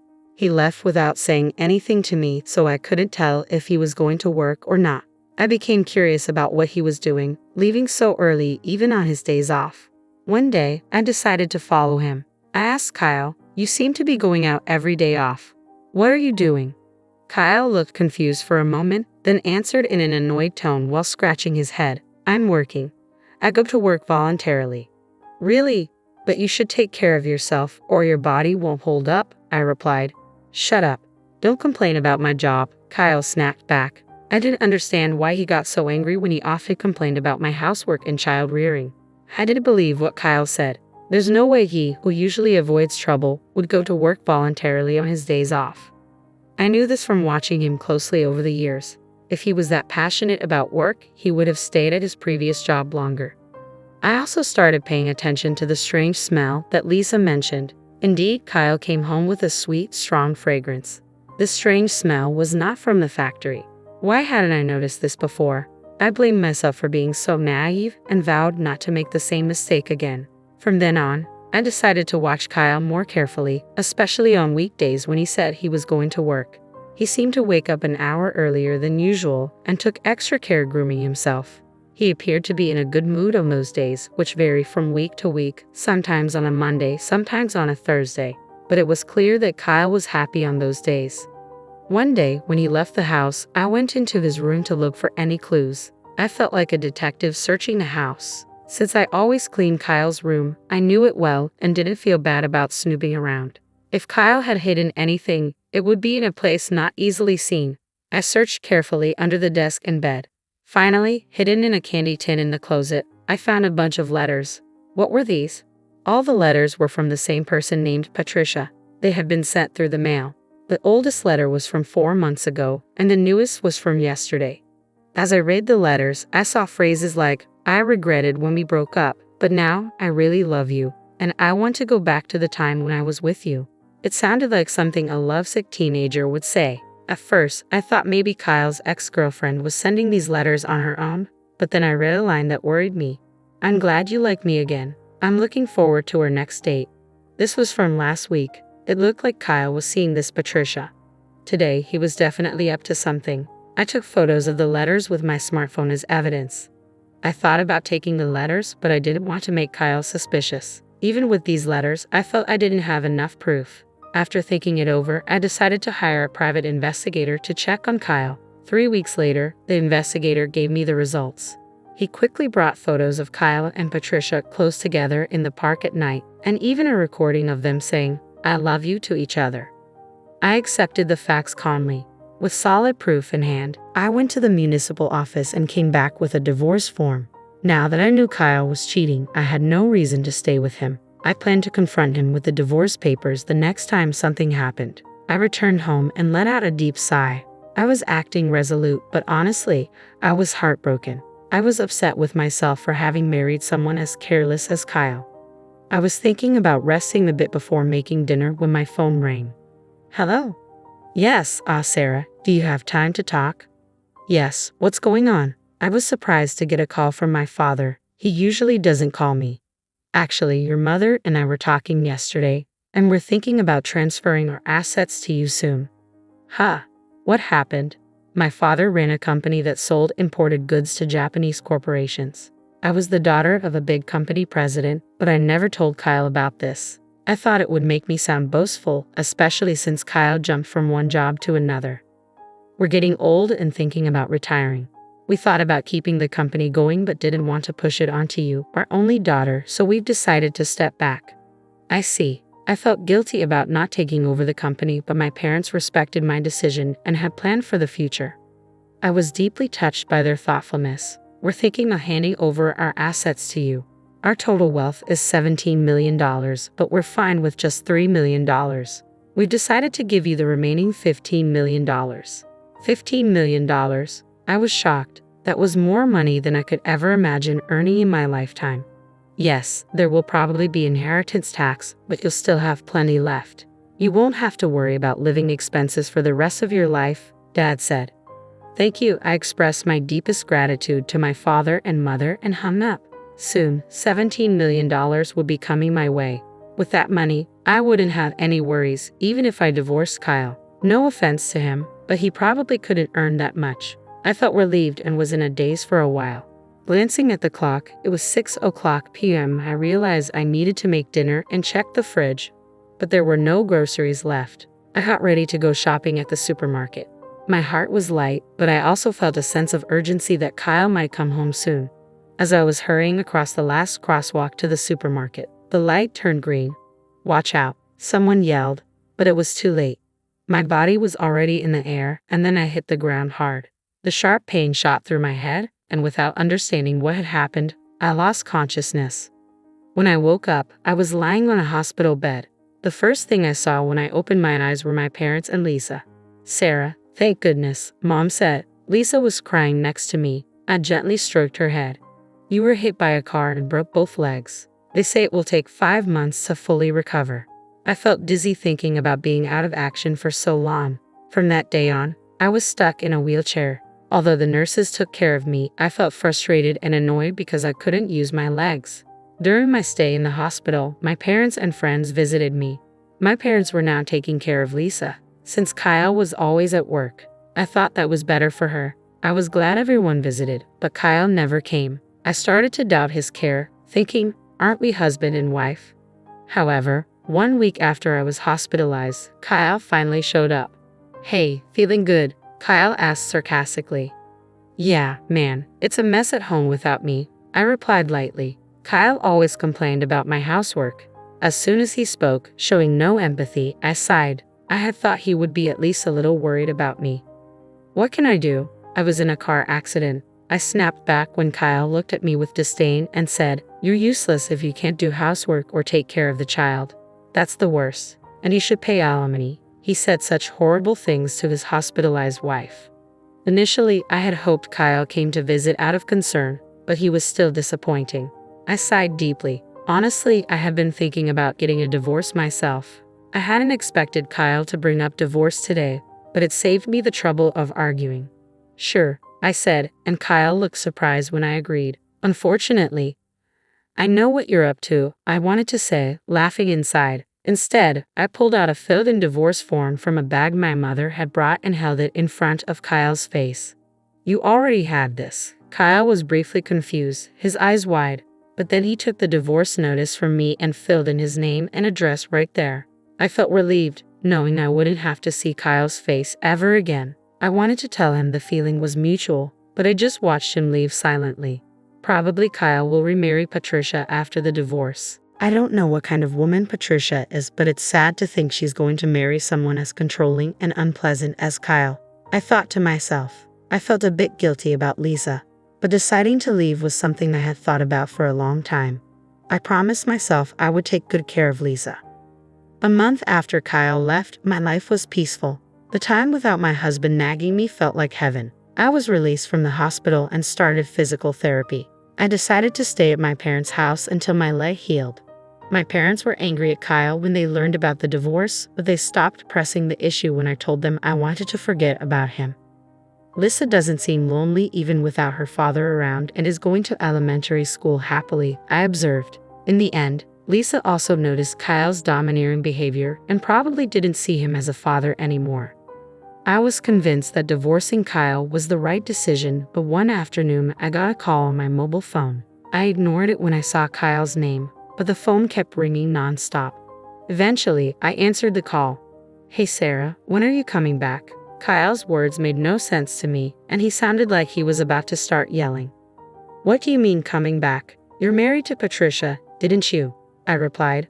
When I mentioned Patricia's name, Kyle sounded surprised and exclaimed, "How do you know that? Did you think I didn't know you cheated? That's why I asked for alimony." "Yes, that's right, but alimony and child support, I can't pay that. Why do I have to pay alimony anyway? You, who never did the housework, should be the one to pay," Kyle argued. I was shocked to hear Kyle's argument. I had requested alimony and child support through a lawyer, but he hadn't paid yet. I knew Kyle didn't have a lot of money, but he should find a way to pay. Yet here he was saying something ridiculous like I should be the one to pay alimony. "I gathered evidence of your affair through a detective agency. The lawyer has seen it." It seems Kyle had already seen the evidence from the detective agency. That would make things easier, but him calling me was ridiculous. "I wanted a divorce even before I found out about the affair because you never helped with housework or childcare, and you complained all the time. I'm not your housekeeper, you know.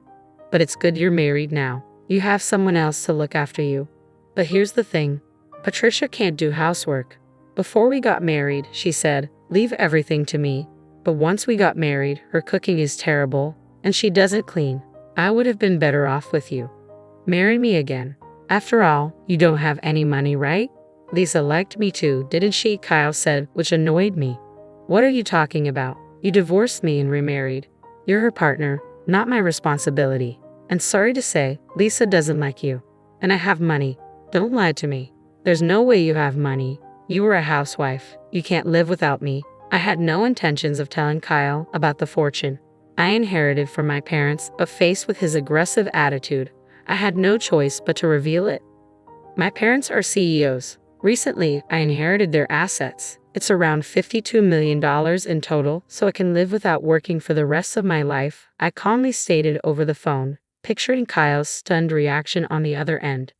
You're lying. There's no way you have such a huge amount of money, Kyle retorted skeptically.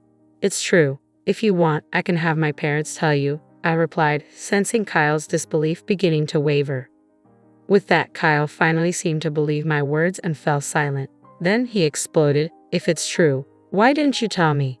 Well, I wanted to tell you, but I knew about your affair and I had already formed a low opinion of you.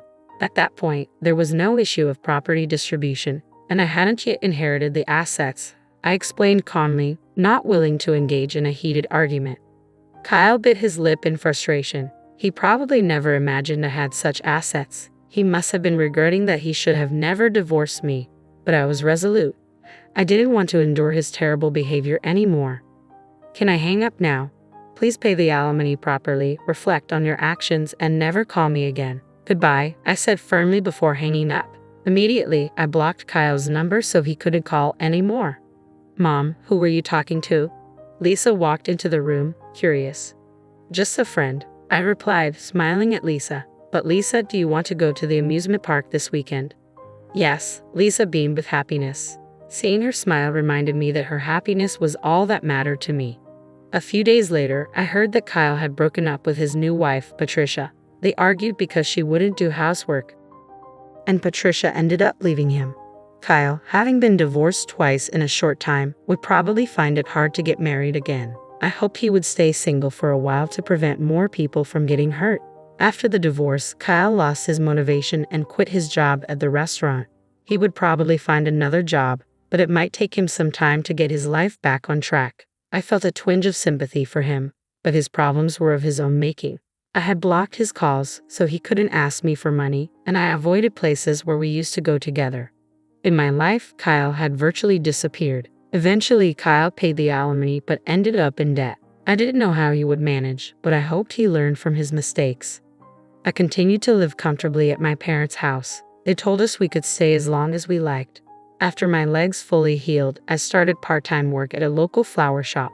Even though I didn't need to work, I found it better to be active and leave the house.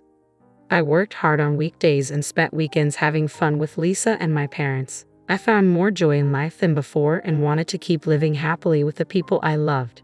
I cherished these happy moments, especially when I saw Lisa's smile. When I returned home from our week-long honeymoon, strange noises greeted me as I walked through the door. Anxiety set in. I feared that the house might have been broken into while we were away.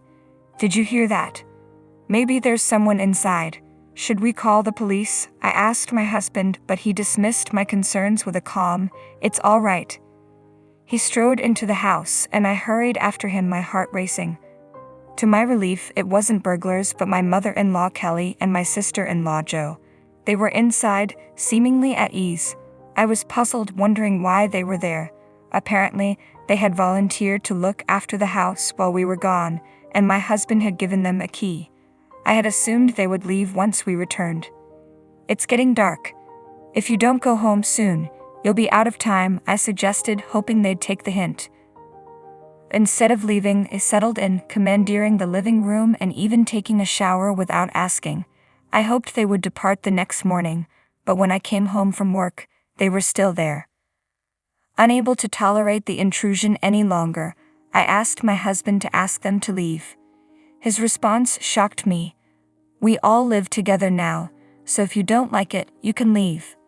He was suggesting that I move out instead.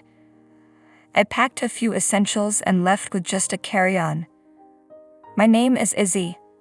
I'm a 29-year-old magazine editor. 3 years ago, I met my current husband Alex, through a friend. Prior to him, I had little relationship experience, but I was drawn to his decisive and dependable nature. He expressed his love first and after 3 years of dating proposed. We married, and while searching for a new home and wedding venue, Alex's reliability made everything run smoothly. I enjoyed our life together in the new house. But my mother-in-law Kelly and sister-in-law Jo were a constant source of stress. My father-in-law had passed away a decade ago, leaving Alex's family as just Kelly and 27-year-old Jo.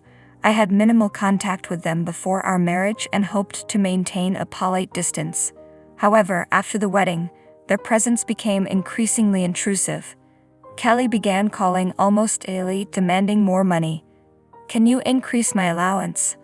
I can't live decently on what you give me. Just $200 more would be enough," she pleaded. I told her to ask Alex, as he was in charge of finances. She accused me of being extravagant and warned me that not taking care of my in-laws would bring bad karma. Despite my attempts to redirect her to Alex, she blamed me for her financial troubles. Kelly also insisted that I visit her more often, help with chores, and send her favorite foods monthly. While Kelly harangued me over the phone, Jo started showing up unannounced, adding to my stress.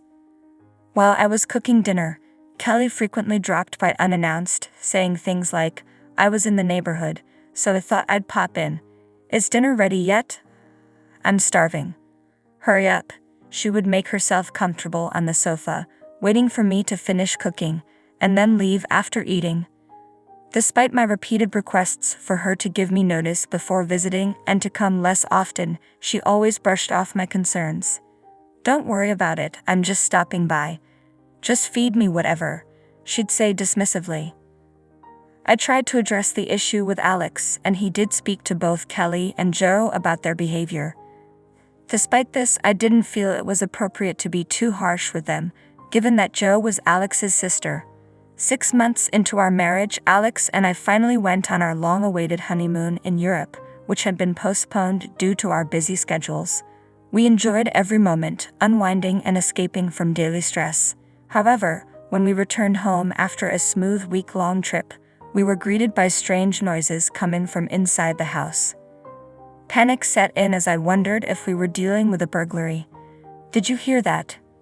Maybe there's someone in the house. Shouldn't we call the police?" I asked Alex, but he didn't seem concerned at all. "It's all right," he said calmly, walking into the house as if nothing was wrong.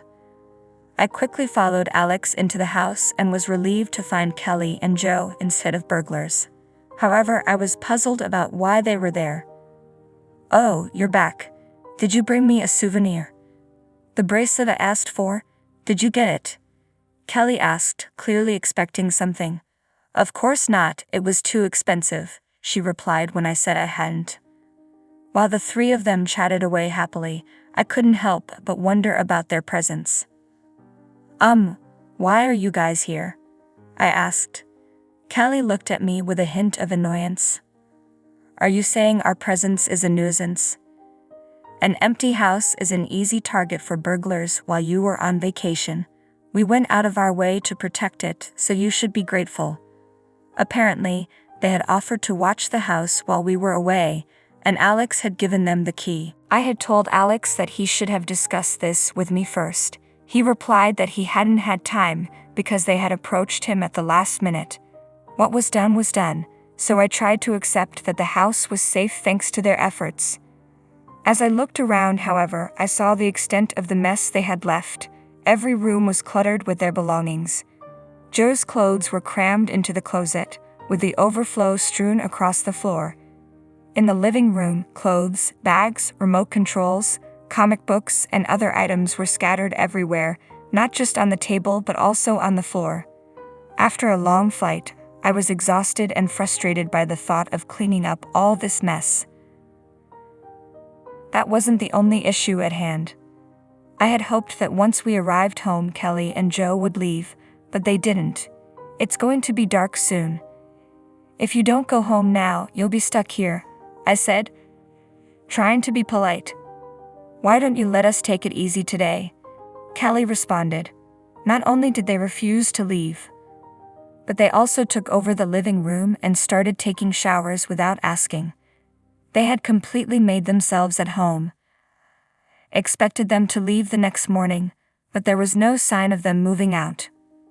When I came home from work, they were still there. I told them it was time for them to go. We're family. You don't have to worry about us. Just pretend we're not here, they insisted.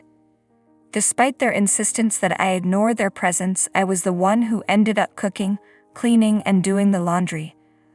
I felt overwhelmed and frustrated. If I didn't take action, they seemed ready to stay as long as they wanted. I decided I needed to ask Alex to intervene and ask them to leave.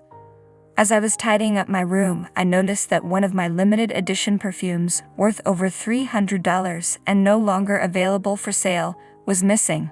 I had been using it sparingly. Panic set in and I asked Kelly if she had seen it, but she claimed she didn't even know I had perfume. When I questioned Jo, she pulled out the bottle from her bag and handed it to me. To my dismay, it was nearly empty. I had been careful with my limited edition perfume, and there was still more than 6% left. When I confronted Jo about the missing perfume, she simply said, "It smells nice, doesn't it?" My friend liked it too, so I lent it to her. She'd offered no apology, and my frustration boiled over. Why did you use it without asking? What you're doing is theft. Didn't you learn that stealing from others is wrong? I demanded. Jo brushed off my anger. I only borrowed it for a moment. Why are you overreacting? If you're so concerned, just take back what's left. If you borrowed it, then give me back what you used, I'd insisted. Fine, but since it's already used, I'll only give you half the money, she retorted. I don't want the money, I want the perfume back, I said firmly. Jo rolled her eyes. You're so unreasonable over a bottle of perfume. I know the brand and it shouldn't be that expensive. She checked the price on her phone and was taken aback. Holy cow, why is it so expensive? Are you really going to spend $300 on perfume? If it's that important, maybe you should have mentioned it. Seeing her reaction, I felt even more disheartened. It's valuable to me, and I only used it inside the house. I never imagined I'd have a relative come into my room and use my things without permission. As we'd argued, Alex walked in. What's all this fuss about? Alex, she used my perfume and called me a thief, I said, leaving Jo in the living room while I explained everything to him in the bedroom. I'm at my limit. I need you to ask them to leave. Don't get so worked up over something minor, Alex replied dismissively. Also, I haven't mentioned that they're going to be living with us here. My jaw dropped at his unexpected announcement. My mom's house was old and falling apart, so she was considering repairs or moving. We have extra rooms and it's more cost-effective for her to stay here. We decided to live together. Why didn't you talk to me about this? Do you own the house alone? I'm paying the mortgage too. Don't blame me, my mom decided to sell her house on her own. I protested. Alex's response was blunt. We're living together now, so if you don't like it, you can leave. His decision, made without my input, and his suggestion that I leave left me feeling distant and hurt. I realized my feelings for him were fading. I understand, I said quietly. I started packing the essentials into my carry-on case. Alex didn't try to stop me but remarked that running away after a fight was immature before walking out of the bedroom. Kelly and Jo watched with smirks as I packed, and as soon as I left the house, they locked the door behind me. I had no intention of returning. I headed to a hotel and called my boss, with whom I regularly consulted, to request a few days off. During my time off, I searched for an apartment and informed my parents that I had separated from Alex, explaining the situation. They asked what my next steps were, and I told them I planned to get a divorce. In the meantime, Alex sent me a text. If you're sorry, you can come back. Mommy and Jo both say they'd forgive you. When I called him to discuss the divorce, he initially resisted, saying, "You're divorcing me over this. You just need to put up with it a little longer." Eventually, he recognized my determination and agreed to the divorce. From that point, everything progressed smoothly, and the divorce was finalized within 6 months. I wanted to end things as quickly as possible, so we swiftly divided our assets and I handed over the house to him. We had been married for less than a year and now we were divorced. My friends and coworkers were concerned and curious about what had happened. Initially, I shrugged off their questions, unable to share the details. But as I processed everything, I became more open about the situation. When I told them the full story, their reactions were unanimous. "That's impossible." I appreciated the sympathy from my friends and coworkers. It made me feel a bit better, knowing they were supportive of my situation. After moving out and living alone, I threw myself into work with renewed intensity. Instead of spending time on household chores, I took on 3 times as many projects as usual and even helped out colleagues who were overwhelmed. My boss noticed my dedication and expressed concern, but as I immersed myself in work, the memories of my difficult times resurfaced and I began to blame myself. Despite being grateful for the distraction work provided, Alex called me about 5 months after the divorce. I had left most of my belongings behind when I moved out, so I answered the phone thinking it might be about that. Alex started by asking what I was doing and if I was living alone. His approach seemed unusual because he was typically impatient with vague conversations. I didn't want to waste time, so I asked directly why he was calling. He said he wanted to get back together. I had no interest in rekindling the relationship, so I said no and attempted to end the call. But Alex quickly interjected. "Wait, there's something I haven't told you yet." "I'm busy, so make it quick," I replied. He continued, "Can you lend me some money? I'm struggling to pay the mortgage. It used to be a joint responsibility, so I understand it's hard to manage alone." I knew the amount Alex needed wasn't that significant, but he explained that he had been expecting a raise a few months ago that never materialized. He had also been informed that his performance wouldn't warrant any future increases. Faced with this, he decided to look for a new job, hoping for better conditions. Unfortunately, he only found a lower-paying position and had yet to secure a new role. Regardless of his situation, I wasn't willing to lend him any money. Told him not to contact me again. "You're still single, right? No one will want a middle-aged divorcee like you. You'd be better off reconciling with me," he said. I simply replied, "No, thank you," and ended the call. I couldn't understand why I had fallen for and married him. I was deeply disappointed in my own judgment. After that, Alex, Kelly, and Joe all began to harass me. Through our conversations, I learned that they believed Alex was earning a substantial income due to us buying a new house and having a lavish wedding. Since their allowance hadn't increased and Alex had refused to do so, they thought I was the one preventing it. They had been pleased to live comfortably after I left, but when they discovered Alex's salary was lower than expected, they panicked. They seemed to think that men were paid more than women, but my salary was actually higher than his. I wanted to block all of them on my phone, but Alex knew where I worked and could easily find me. I was anxious that Alex might call me at work or even show up at my office, so I answered his calls a few times. He consistently complained about Kelly and Joe spending too much money and running out of savings. They had started working part-time but couldn't make ends meet because they spent their earnings so quickly. It seemed like every conversation revolved around money. I hoped that if I told him I was in a similar financial situation, he might stop calling. I decided to use this approach the next time he reached out. That day, as usual, Alex called and said, "I need money. I don't have enough to pay the mortgage this month." I replied, "Actually, I'm planning to resign from my job soon. I've spent most of my savings, so I need some money from you. If you think I'm lying, you can check with someone at my work." Alex simply said, "I see," and ended the call. After that, he stopped contacting me. When I shared this with a friend, she informed me that Alex's situation was even worse than I had realized. He had ended up with a lower-paying job, and most of his salary went towards the mortgage. Additionally, Joe had an affair with her part-time job manager, who was married. When his wife discovered the affair, she fired Joe and filed a civil lawsuit against her.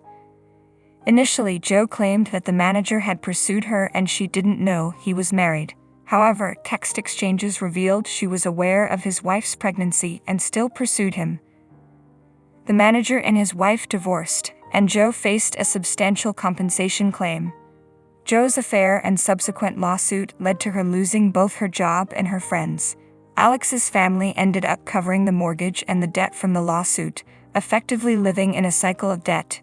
Kelly, meanwhile, complained that her friends had grandchildren while her own children were still single and struggling.